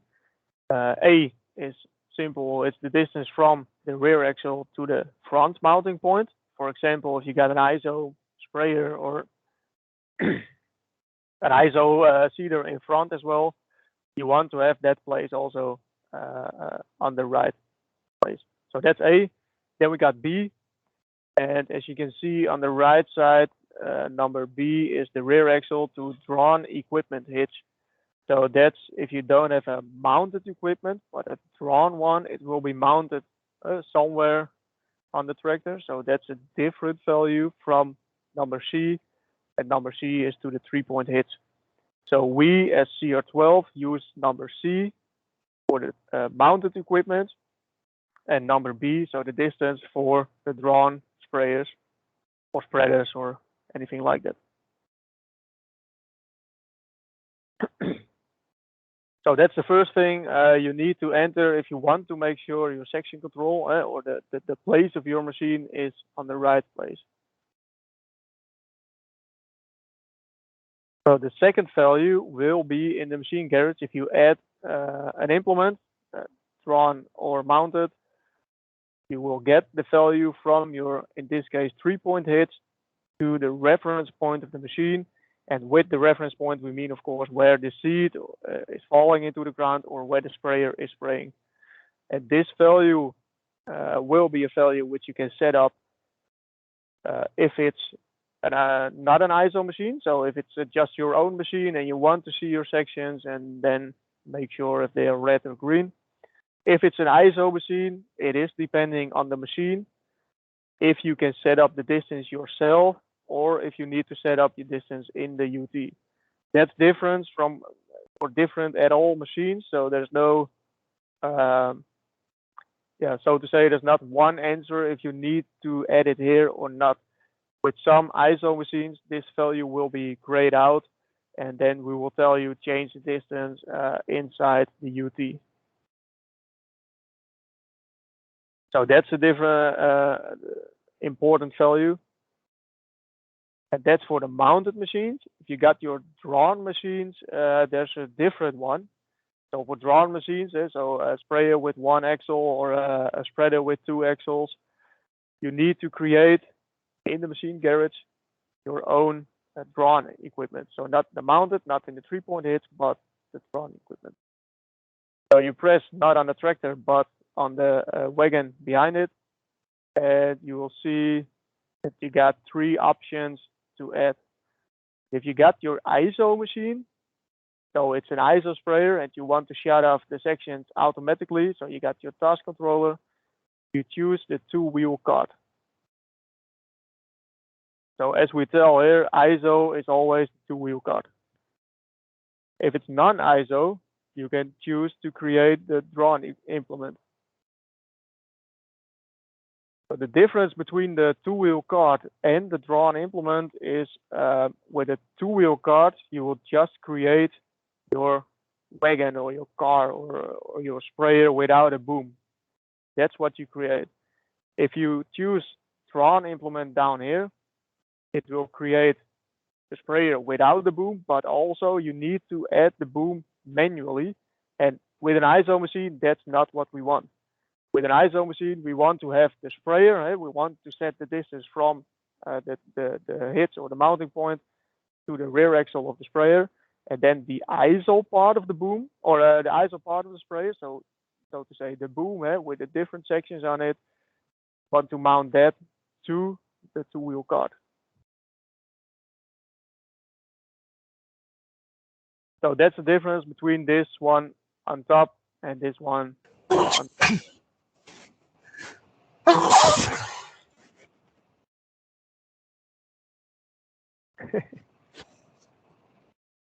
Any questions on this?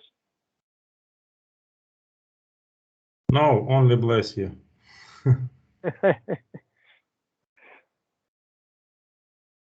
Good. So if you selected the right one down here, then you go to the next one. And if it's an ISO spray, you need to mount your ISO part. So the sprayer boom to the cart, which is now the sprayer. If we have chosen the drawn implement down here, you will not have the ability to mount your ISO part, which will come automatically to that machine because you have already created the boom. As you can see in the drawing as well, the boom is already mounted. So ISO, choose the 2-wheel cart. Non-ISO, choose the drawn implement.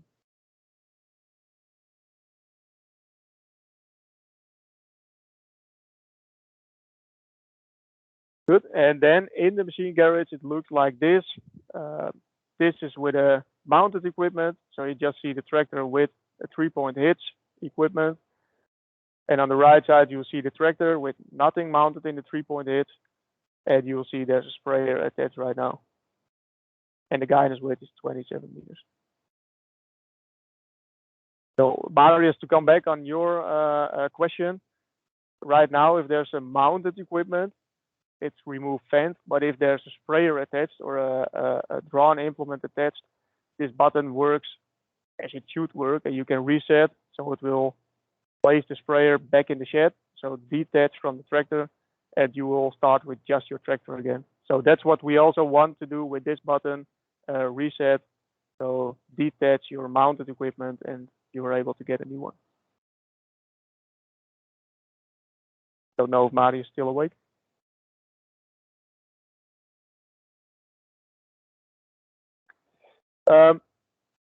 Then the very first thing is, yeah, I always call it a dry test, but you have to test if the place of your implement is on the right place behind your tractor.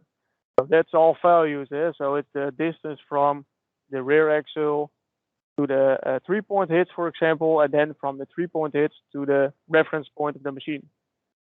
So the first thing we need to check is if all those values are correct.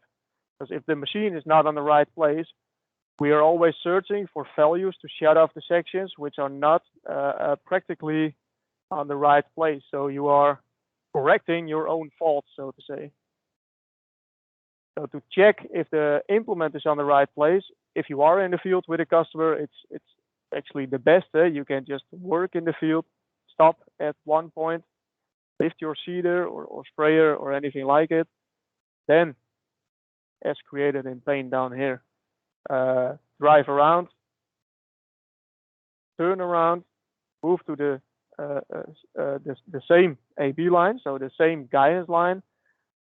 Activate the steering again, lower your machine or start the sprayer, and drive on the same line, but then the other way around.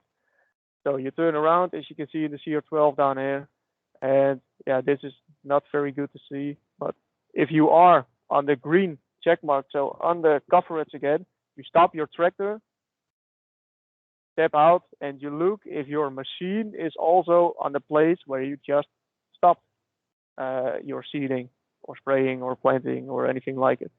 So that's what I call a dry test. You can most of the times do this when the customer is not working. You can do it on the road, or you can do it somewhere around the workshop, and just to make sure that the distance from the machine, so the seeding reference point, is on the right spot. That's always number one. So, and if we have done that, there's actually two values. There are a lot more, but two values in which you can say to the system, okay, if there's coverage and we want to spray or seed 1 meter more, for example, yeah, this is the value entering overlap. So on the right side, the third one, which my mouse is right now, it's entering overlap, and with that, you will change how many meters or centimeters the machine will still be spraying on a place where you have already been. So as you can see on the two examples, the one side is the coverage, so where you have already been seeding or spraying, and the second one is inside headline zone. So if the entering overlap is on 5 meters, it means we will spray 5 meters more than necessary. So that is entering overlap, and the second one on the left side is exiting overlap. That's the opposite. If you are driving from a headline zone inside the field again, or if you are driving from a previous sprayed or seeded area until the field again. So how many meters before we need to start the seeding are we already seeding?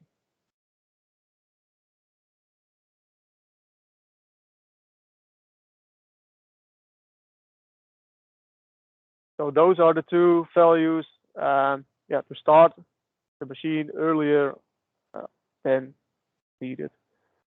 Then we got some other values, which is the on look ahead and the off look ahead.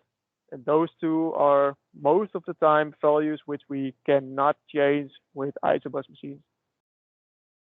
So these values are set up by the manufacturer of the sprayer or seeder or whatever, and it actually means if we shut down the section, how many seconds will it still be seeding, for example?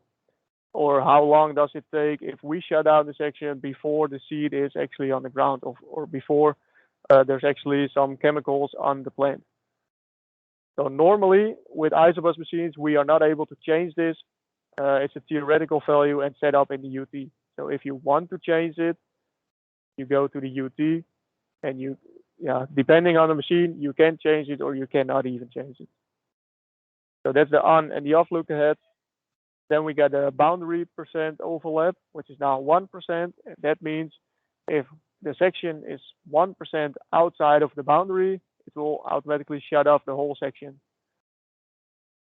So that is the boundary percent overlap, which will normally be, maybe not 1, but maybe 10, because you don't want to spray outside your boundary. Then we got the on override, and the on override is coupled or selected to a widget inside your screen on which you can override the whole section control. So you can set up a value from 0 to 10 down here. And that means if you press the widget in your job screen, the sprayer will be on. For example, if you're standing still in a corner of a field and you already want to spray before you are driving, because normally it takes a little bit of time, the system sees a little bit of speed and then it starts spraying. If you are backwards in a corner and you want to start spraying, start driving, you can press that button. And then we got the turn off percent down here, which is 100% right now.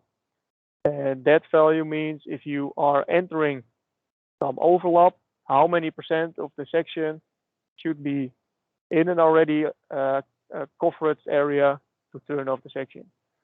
So right now it's 100%, and that means if a section is 100%, so the full width inside an area which is already green, then it is turning off. So I would say with a sprayer, you want to have that on 100 or maybe on 90 to make sure you are spraying every plant in the field. And with seeding, for example, you maybe want to have it on 50, so it will stop earlier. The last one down here is the 0 speed turn off. And if you check mark that, the sections will turn off when there's no speed.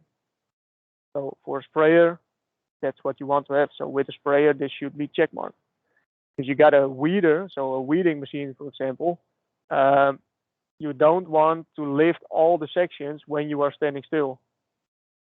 So then it is like this, you don't check mark it. So that's with a seeder or a weeder or something like that.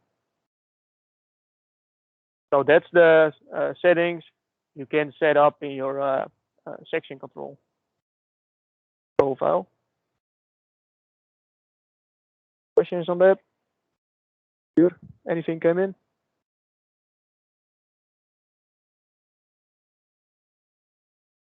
Good stuff. So, but the very important thing is to make sure, as I said, that the position of the implement is 100% correct. If that's not correct, you can solve it by changing this exiting overlap and entering overlap, but that will not be, you will save or solve your own problems with another setting. So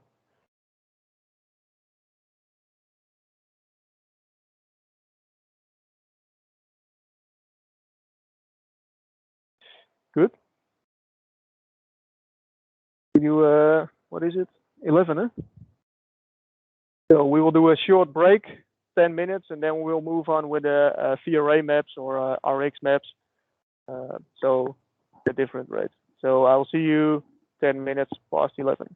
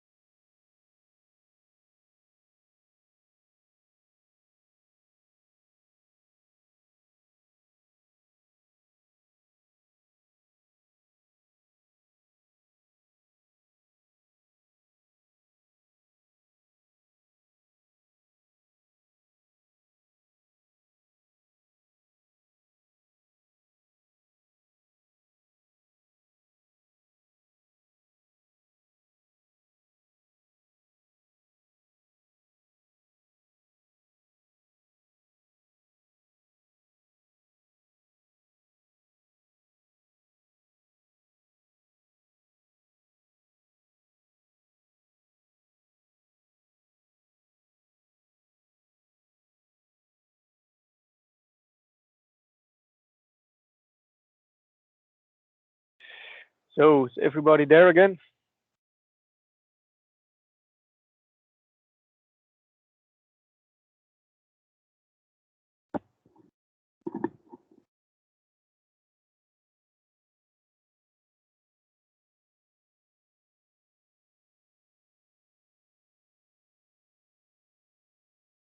So let's start with my colleague Jur. He asked if you want the presentation, so the presentation we did today, or still doing today, if you please want to type your mail address in the comment tab, so in the group chat, so we have all the email addresses, and then we can send the presentation as PDF to you. So this presentation will also be recorded, as you can see, and we can also send the presentation, so the recorded presentation as well. So please, if you want to have the presentation, make sure you type your email address in the group chat.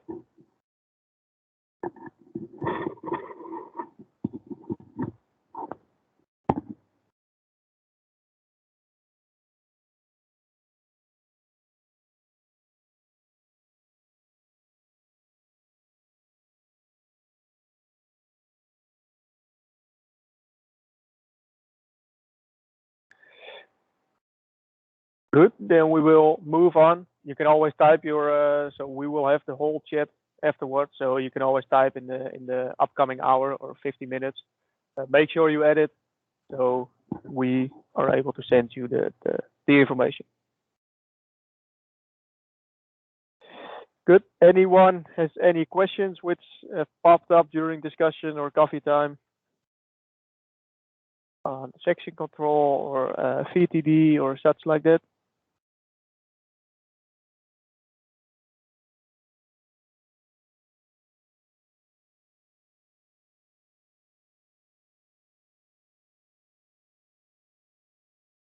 So raising hands. Good. We will move on with the VRA maps. We will have a couple more things to show you, which is the VRA maps. Let's see what else we have. We got the job settings, of course. We got the camera, boundary round trip, and then we will end with auto turn, and we will show you the new enhancements we made on recording a field boundary. So recording the field, creating the corner points, and so on. So that's the stuff we have left, and we will be ready at around 12, maybe something earlier. And yeah, there's some time left for discussion or questions. And yeah, then we will call it a day. Or maybe for you, the day will start after that. So no questions. So we will move on with the VRA maps, which are able to upload in the CR12. We are able to use, let's say every VRA map out there, either if it's a shape file or ISO XML, it doesn't matter how it's created, in which portal or such like that. But make sure if you want to have them on the CR12, you have them in the roadmap. So simply, you got your USB stick. Make sure they are not inside a folder or such, but just on the road or the root. Sorry. And I would say shape or ISO XML. That one should always work. So you insert your USB, and you'll see there's a prescription map on there. So prescription or VRA or RX will show up in there, and you can import them. So you select them on the USB, and you can copy them with this button inside the CR12, so you can get them local. Once you have them local, you can go to the field, you can start a new job, and only with ISO machine. So if you don't have an ISO machine, you will not be able to show the VRA map or such like that. So you need to have the ISO machine, and you need to have the task controller and a VRA unlock on the computer. So you got your ISO machine, and if you've started the job, you see this overview again. You get your coverage, your default rate, and you can press on this edit button. So you press there again. So Also here, only possible when ISO implement mounted. You can select your default set point down here, and you got your drop-down menu here with no RX map. And if you open that, you will see all the RX maps on the computer, and you can select the one you want to use. So you selected your RX map, and you can set up in which table. So in the shapefile, for example, you can have different tables connected to that VRA map. And down here, you can simply just choose. So you don't need to have a specific name in that table, which one you want to see and which one you want to use, to decide or to set up the rate for your implement. So you select your RX map, you select your table, and you can always set up your default set point if you're spraying outside the VRA map. If your field is bigger or anything like it, it will still be spraying at this rate. So you press the green check mark, and there you are. That's how it looks in the CR12. So you got your background as the VRA map, and you got down here the widget with the rate, which is now on 183. So it will now be spraying 183. This is this is with an ISO machine, not with any Hawkeye or such. And the rate will just be decided on one place, which is now the center of the implement.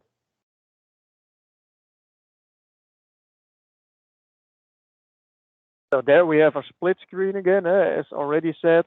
On the bottom, you got the 3 buttons here in the center, which is the job run screen, so fully the field. You got the second one, which is bird's eye view, and the third one with split screen.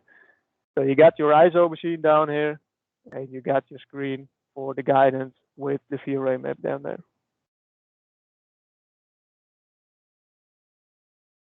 So if you have used an ISO machine, you can always create an as applied map and send it back to the office or look at it at a computer or such like that. So if you have been spraying or working in that field, you can go to the file manager again, search on local, search for the job you've been doing, select the job and copy it. And then we don't select VTD or such, but we select Slingshot. And that's our portal where you can create a field overview of what you've been doing. So this is only possible when you have an ISO machine. So it doesn't matter if it's a sprayer or when it's with a VRA map or not. But if you have your ISO machine, so planter, seeder, Raven RCM, of course, spreader, doesn't matter. You go to Slingshot, you see your file, and you see how many hectares have we been done, how many liters in this case have we been spraying, and how does the field look. So the one on top is the rate, and the one below is the coverage. And if you got, for example, Hawkeye, you will also see the pressure. And if you got a Slingshot attached or a Slingshot, the sidekick attached, you will see a different map of that product. So per product, you will get a map on the Slingshot portal.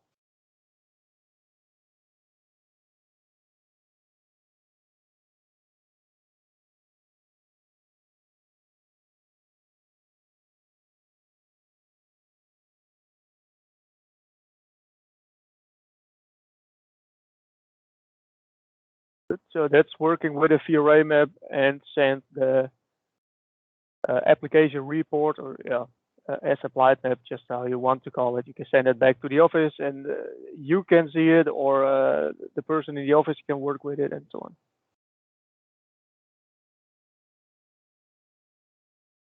So that's RX, and then we got the boundary round trip. So the next one, which is new, and that by that we mean actually right now, until now, we could always, or you have to choose between line C, B, A, or D, which line you want to use as a guidance line. And if you choose round trip, you will get one guidance line around the whole field. So that looks like this. So you get your boundary, and we will create a line with the half of you're working with from that boundary. So if we go back, That one you can use if you just use the simple boundary use. You press on the line button. You don't select load, but you press on the round trip down here. And if you have pressed round trip, you select which boundary you want to use. So right now there's just one boundary, the outside boundary of the field. But if there's one inside with I don't know, with a swimming pool or some trees inside it, you can press on the inside boundary as well, and we will create a line around it. So you can do, for example, with seeding, with my seeding or such, you can do 3 lines at the side of the field, and then you can choose to work the whole field on line D. So that's the so-called round trip boundary.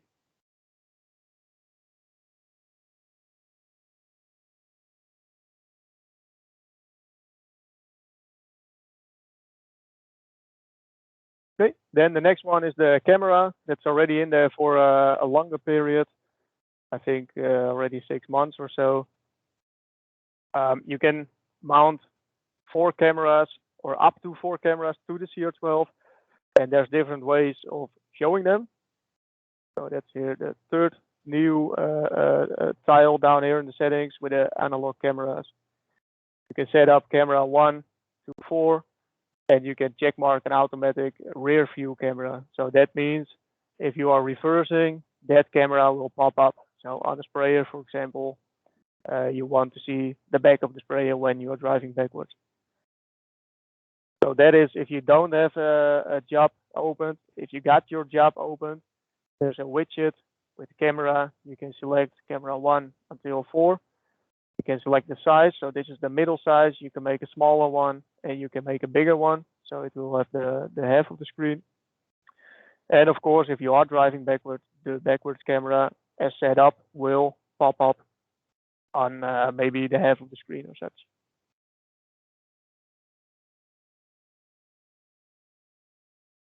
There's a raising hand. Is there a question on that?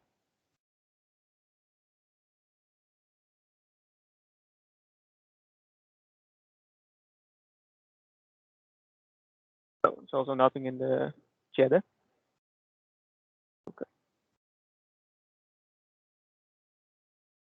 So that's on the cameras. That's new since 6 months, I guess. The different cameras and how to show them. Next new thing is the job settings. So also a tile on the bottom down here. The second one, the job settings. And for that, so you can set it up for a customer, and the customer can also change it himself. There's actually 3 important ones. The fourth one is, it's already changed as a line relaxation. We've decided to get that out again. So now it's changed to something else, but they will be in the manual when it's released. So, but the other 3 are the most important. To start with the sprayer mode. Sprayer mode means if you got your operation planning, of course you have the orange lines, which are the spray lines. And if you have selected a sprayer in your machine garage, so with that we mean a machine which is wider than the normal working width in the operation plan, you will just see the spray lines. So you will just see the orange lines. So you can, or a customer can decide to check mark that or uncheck mark that. The second one is the clear coverage one. And that's a pop-up which will show up if you start a previous job from last year, for example, and you want to have your coverage data deleted so you can do the job again in this year. So for example, you created a job, I don't know, mowing grass, for example, last year, and you want to do the same this year. You can simply just start the job from last year and delete the coverage. So this will be the pop-up, start job with new coverage. If you press yes, the lines will be on the same place as you have laid them last year, but the coverage and also the hectare counter will be on 0. So you can do exactly the same in the same job as you did last year.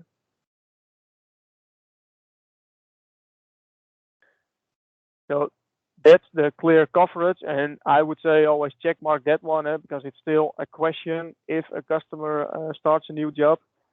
So you can always check mark it, and then the customer still has the decision to delete it or not delete it. So the third one has already changed, enable line relaxation. So we need to come back on that. And the fourth one is the reference point offset. And the reference point offset, that is the value on where we pick the line in the CR12. If we can go a field.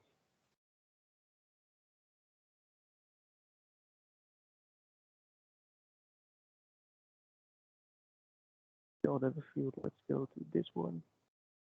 One moment.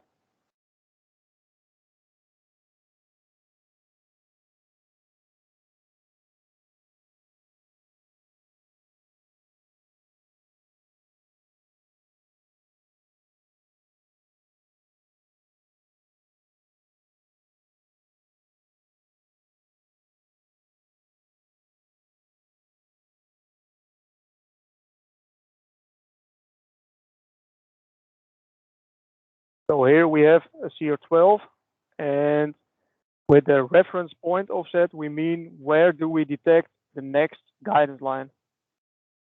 So if we're driving right now, a little bit.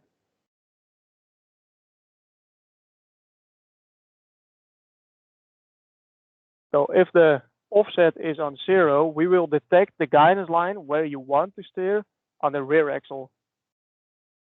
But if you make the reference point to maybe one meter, maybe 2 meters, maybe 2.5, you will see that right now, not the line we are standing on is the red line. So if we engage the steering right now, it will steer to the line in front of us.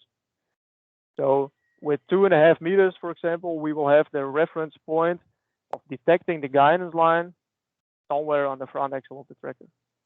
So with smaller working widths, I would always say, let's set that value back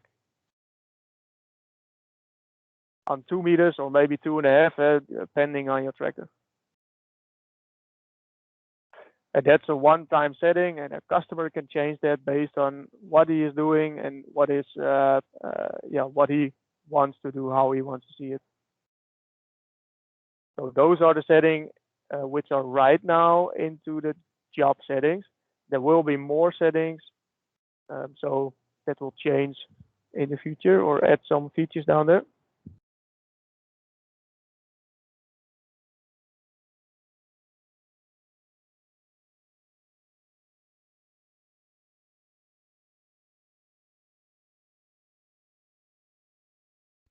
Okay.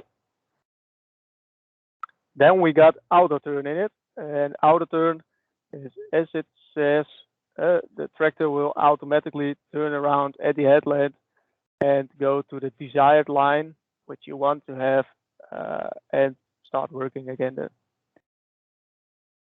So auto turn is also, to begin with, you need to have an unlock before it will work.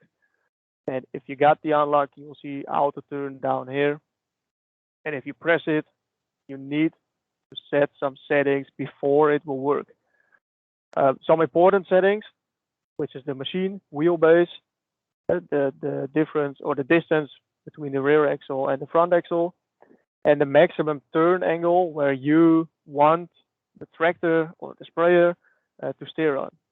And that turn angle is important, especially for tractors, because if that turn angle is too high, you will have some collision with your implement behind it, for example. So with a sprayer, self-propelled, you can have some higher turn angle, and it will make a shorter corner or turnaround. The third one, the turn radius, that will be a calculated value. So with that values, you will see if you got a working width of 5.2 meters, it will turn around in one time. Then the swatch to jump, well, that's standard on 1, and that's also something you can change inside the job. And then the max turn speed, which is an important one, which is now at 10. And I would always say with a tractor, let's find out yourself, but don't make it too high, because if the GPS is steering, it can steer much faster than you can do with your own hand. So if you are turning around with 10 kilometers per hour yourself, you will not make the turning angle which the tractor is able to do, because you can simply not turn the steering wheel faster. So make sure that turning speed is not too high, to avoid collision somewhere on the headland. Offset from boundary, that's also something you can change in the job. And with this value, you tell the system, okay, I want to be with my tractor. I want to stay away from the field boundary for 10 meters. So those are the settings you can set. And in a job, we got this extra widget down here. And when you are driving, you can press on the 2 on the left side. And the 2 means, okay, now I want to have the second line on the left side back. And you can also press the right one, which is now gray. If you press that and you make it 1, 2, 3, or 4, you will get the first line, the second line, and so on and so on. So that's inside the job, and that looks like this. So this is the so-called light bulb. If your turn radius is too big to turn to the next line, it will make a light bulb turn around. So it will steer to the left first, make its turn radius, and then be back online again. And you see with the second line, the turn radius is big enough to make it without a light bulb. So it will just go to the right. You are also able to set up or to tell the system to just make U-turn, so no light bulbs. So that's a user setting. And if you checkmark that one, sometimes with some values, you will not be able to go to the first line. So you cannot select the first one. So right now, you as a driver need to select the first to the left, and then to the right, and so on and so on. Or the second, just your pattern you want to do. We are working hard on preparing this one in front of you, so you can select which pattern you want to drive. Maybe the second one back, and then the third one on the left to the first side of the field again. So you don't need to press that button the whole field. So that's the auto turn, and it looks like this. If you are close enough to the boundary, it will show you the line which he wants to drive. And if you are getting closer, the line will be red as well. So you will see right now the straight line is gone. So the system tells you, okay, I will turn around down here and we'll come back on this line.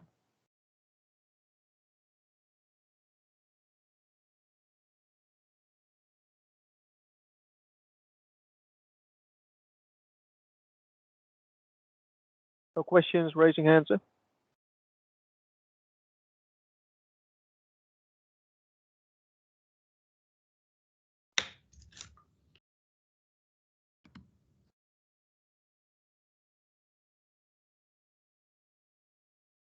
Good. Yeah. So good to know is that the set amount of passes, so to which line you want to move, that can be set up to 4. So the 4 is here, the most highest possible. So from 1 to 4.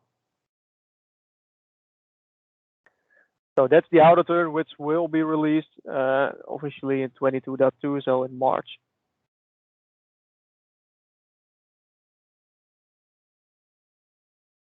So questions so far. Then we got the controller update over the air, so OTA. Until last year, somewhere you always had to have the software version or the firmware version of the controllers. So the hydraulic drive unit for our hydraulic manifold, the steering controller, and so on, mounted to the system. You always needed to update them locally, so with a USB stick. Right now, we have changed that and we added all those firmware versions of all the modules which are connected to the system, so Raven modules, and we added them in the CR12 software. So if you update the CR12, right now we got 21 or 22.1 released. Inside that software, there's also this firmware for all the modules. So if you updated the CR12 software for a customer over the air, he also has the latest software versions for all the modules. And you can decide together with the customer, of course, are there problems or such, to always or also update the steering controller and the hydraulic drive unit. So the hydraulic steering unit on the tractor. So no need to go there with a USB stick anymore, or to tell the customer to download the software. You are always safe. You always have a backup with those versions inside the CR12 software. So to update those modules, so not the screen itself, but the modules inside the CR12, you go to the settings page, you press on software update, and then you go to hardware, as you can see down here. So the first page here is update the screen itself. The second one is, of course, all the unlocks which are on the screen. And the last one will show you which modules are connected to the system. If you got an RS1, you will see the RS1 down here. HDU, if you got implement steering, you will see it down here. And you can select one of those. So right now I selected SC1. And you see in this CR12 software, there's also the latest version. So a couple of weeks ago, 21.4. So you can select it, press the version down here, and start the update. So that's with the over-the-air controller updates.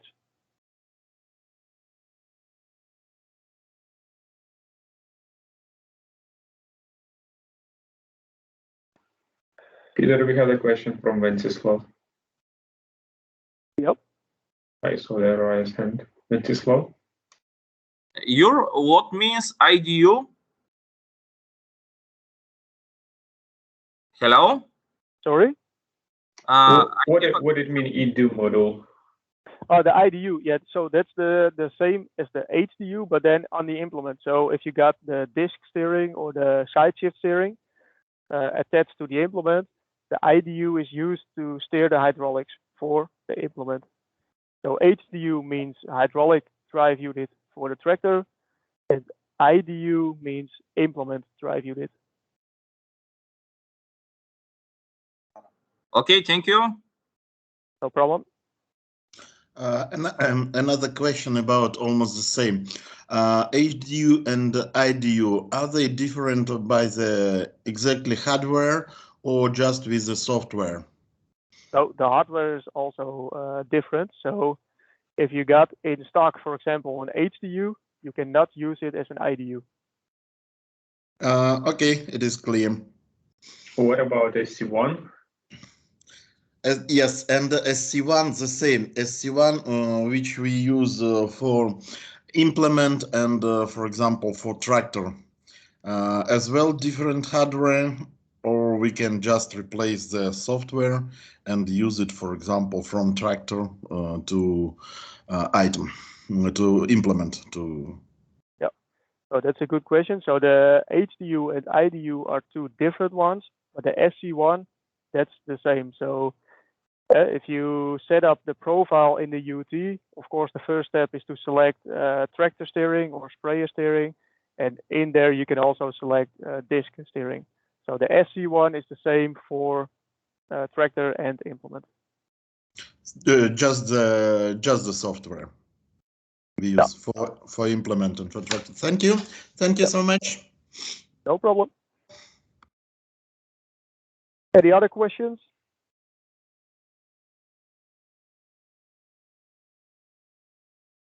Good. So the last thing I wanted to show you is the new possibilities or the enhancements inside the recording of a boundary. So with the CR12, CR7, you can always record your own boundary. So if you don't have the boundary, you don't have a shapefile from one or another portal, you can decide to make it yourself. We added some extra things down there. If you create a new field and you create or you select record field boundary, there's a new question which you have to decide how you want to record the boundary. There are two options, so record corner flags and a quick recording. And first I will show you the corner flags, and the second one is the quick recording. So quick recording is actually the same as we always did in CR12, and the corner flags is actually back to basics, back to SB guidance. You go into the field, you place your corner flag, and you are not able to shift it anymore. So you know 100% sure the corner flag is there where you have originally saved it. So if we go in there, this has also changed. You got your recording point and you got a button for place corner flag.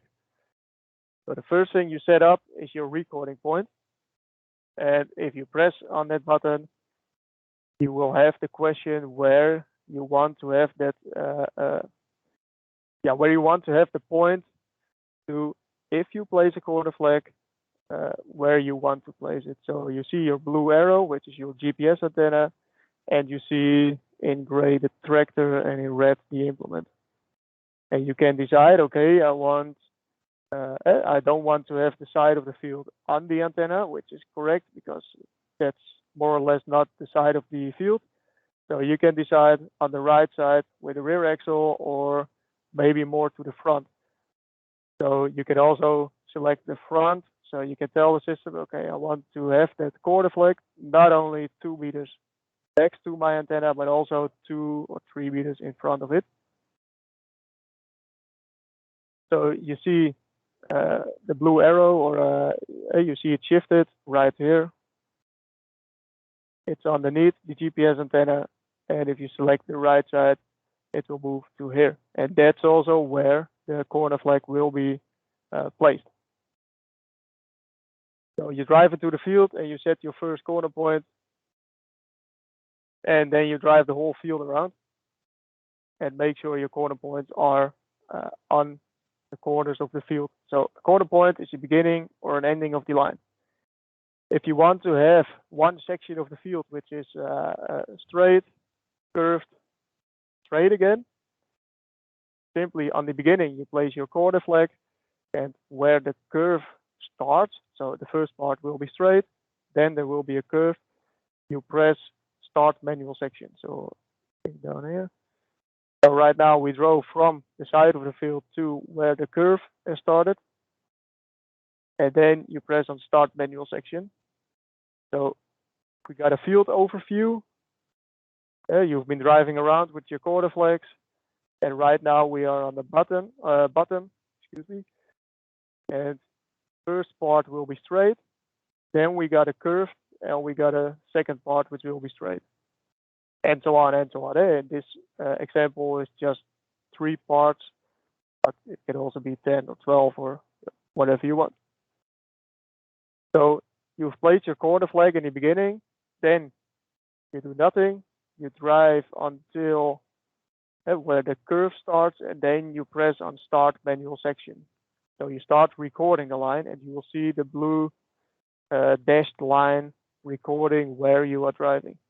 On the end of the curve, you press on stop, you do nothing, and you drive to the end of the line, and you can set your corner point again.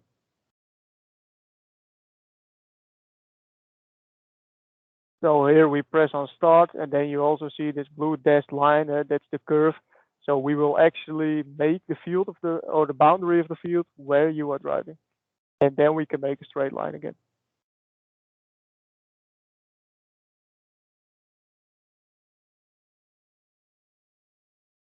So that's the new method. There's also something else new, which is do you want to add additional guidance lines? So you have recorded the field boundary, but you can also add at the same time already an AB line inside the field if there's no straight side of the field, or if it's a pivot and you want to have a straight guidance line in it. The system asks you, do you want to add additional guidance lines? You press no, you will go to pre-planning. Press yes, you will be able to add a curved line, AB line, or an A+ line. So that's also new. So then you can go to pre-planning after it, and then you will see your corner points. So if we have done this with 2 corner points, it will show up in this way. And this line from G to D, that is the so-called straight. Then we start at the manual section, so the curved, and then straight again. And right now we added the corner points F and E right here, and you can choose or decide to delete them here. So it will be one long line from G to D. And if you select that, you can work on it. So that's the new method with the corner points, which is actually the most accurate. You know where you have placed your corner flag, and you're not able to shift them anymore.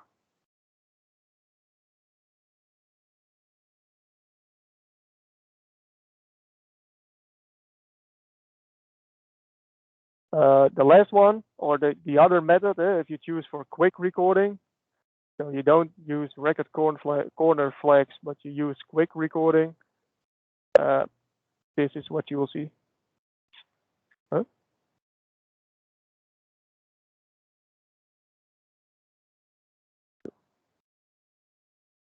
Dat gaat niet.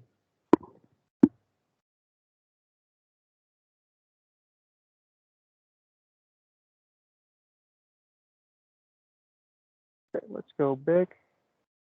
So we got the one with the corner flags, and that's if you want, especially for the countries where we have small fields, that's the one you want to use because you want to work accurate exactly on the side of your field. You got the bigger fields in practice. You could also decide to work with the quick recording. And quick recording does not work with the corner flags, but you simply just drive around the field. Just frontwards, not place any corner flags. And after that, so quick recording, you still decide your recording point. So on the side of your tractor, or on the left side, or on the front side, whatever you want, you press that green check mark down here, and you can start to record the field. So, and right then you will see the blue dashed line always from the start until the end. So then it looks like this. You drive your field around, and it will close in the end, and you got your field boundary. Also the question with the guidance lines, yes or no. If you press no, you will go to pre-planning, and we see the line again, and the CR12 is able to add the corner points down there. So there you see them, A, B, C, and D. And if you want to change the position, you can press on the edit button down here from every corner point. And if you want to add a corner point, then simply press on the plus again and change position. So then in the end, if you got that line, so we have, of course, recorded how you have been driving, but yeah, if I speak for myself, that's not always even straight. You can choose which line should be made straight, and if you make it straight, it will create one line from corner point to corner point as a straight A, B, or A plus line. So no curves anymore. If you select contour down here, it will stay a curved line, so it will be exactly the line you have been driven while you were recording the field.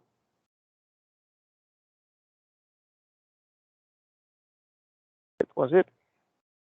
So that's the difference in the, you can record a field with the corner flags, or you can record a field by just driving around it and then select with the pre-planning where you want to start your line and where you want to end your line. So that's the enhancements which has been made in recording the field. So let's start. Are there any questions in the chat, or raise your hand? Anything we missed, or anything you have worked with in practice and have questions about?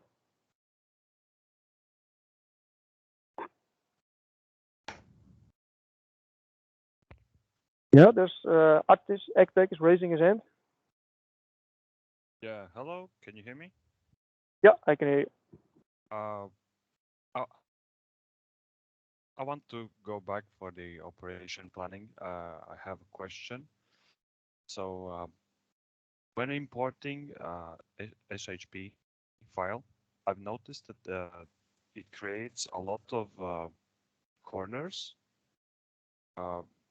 Let's say the field has like 5 or 6 corners, but it imports it like with like 50 corners. Is there any way for it to delete all corners or maybe recalibrate the corners or something? Yeah, so that's a good question. There's no way to delete all the corners, but yeah, you can delete them, so corner for corner. So I think that's already, yeah, exactly. But I think, yeah, so that's a lot of work. I think we detected that corner. So for example, if it's a shape file and let's say, I don't know from which program it is, but let's say they made a curved line out of a lot of small straight lines. And then the CR12 will detect every end and beginning of the line as a corner point. So I think that's where it comes from. If you got one field, it will be good if Jur is behind his own desk right now, but it will be good to send that field to Jur so we can at least find out why do we detect so much corners, and yeah, maybe we can work on something for the future to make it prettier to remove maybe all the corner points. Start again. Yeah, I'm guessing it's because when we draw our fields, we use a lot of straight lines. I'm guessing it just detects all the points, so yeah, that might be the issue. Yeah, right now, if a line is longer than 20 meters, it will search for let's say a corner point. So if that's a small straight line, but it's longer as 20 meters, which in practice, of course, happens a lot, it will be an own line, so it will detect the corner points. But I think the best is if you got one of those fields, and I don't know from which, if it's detected or recorded by another program or imported from a portal or such. If we have that field, we can maybe have a look at it at why do we detect so much corner points and what can we do about it. I'm guessing an easy fix would be just a button to erase all points, and then they can make. Yeah, we will dive into that if that's the best way to make it. Thank you for your question. I see another one. It's called David or David.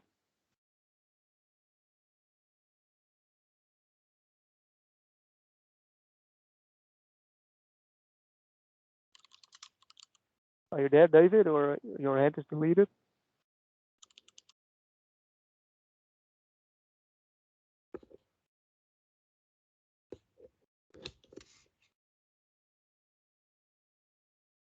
Good. Don't think David comes in. Anyone else has a question?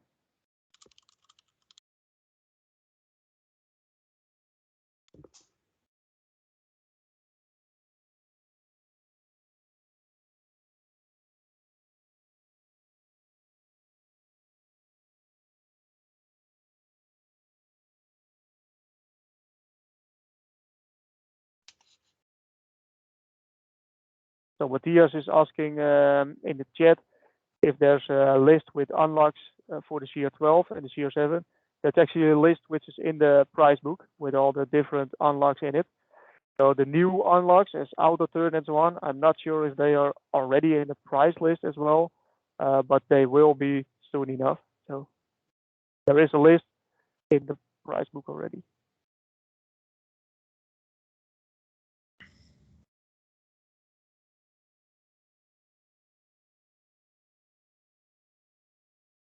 I have another question.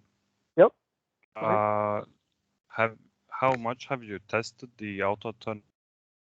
So that's currently still in testing. Yeah, so that's currently still in testing phase. So at the moment we are testing with it. We have already. And how would you describe it? Is it reliable enough? Yeah, otherwise we would not release it. So at the moment of speaking right now, so we have been working on it since a longer period, and right now it's in the first release candidate, and it is stable enough to work with it. So it is reliable enough. Otherwise, we should have sent it over to the next release, 22.3 or such. So at the moment of speaking, we are testing with it ourselves, and it's been sent out to a couple of desired test customers, which are already working with it. Also, when I visited you guys in September, I think I brought up a question about the split screen. Yep. Have you looked into maybe making like a more user-friendly screen for it, where you could fast change the screen, like the UT section, like a hotkey for an implement, for example, to fast switch to the RS1, or switch in between two implements much faster than cycling. Yeah, so you mean right now we have this cycle button? I think that's already known, huh? Yeah, now you have to cycle in between all implements on the antenna. Maybe there should be like a button where you can hide the RS1 completely, maybe, so you don't have to like cycle through it, because it's not really necessary all the time. And if you have like an implement and a steering controller where you want to see them both at the same time, maybe you could, I don't know, make two screens for it or something, or at least a hotkey to switch in between them faster. Yeah, that's a good one. We will write that down as feedback, so that you can make a list, maybe inside this button, to switch between UTs, that you can decide which 2 or 3 maybe you want to switch and which one you don't want to see down there. So. Yeah, that would be great. Thank you. Yeah, thank you.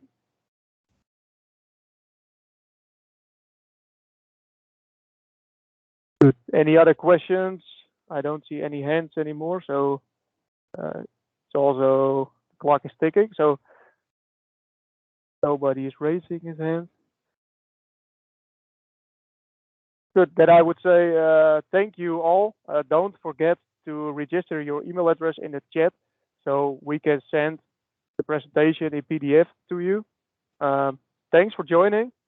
Hopefully it all worked out online. We cannot see each other now with COVID, of course, but we will make sure if you type your email address, we will send this presentation, and also the recording will be online, so you can always have a look at it later on. So for now, I would say thank you for your time, and we will speak soon.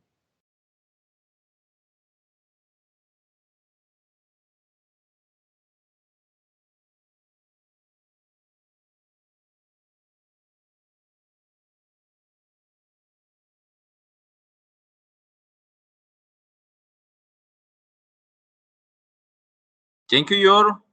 Thank you for the presentation.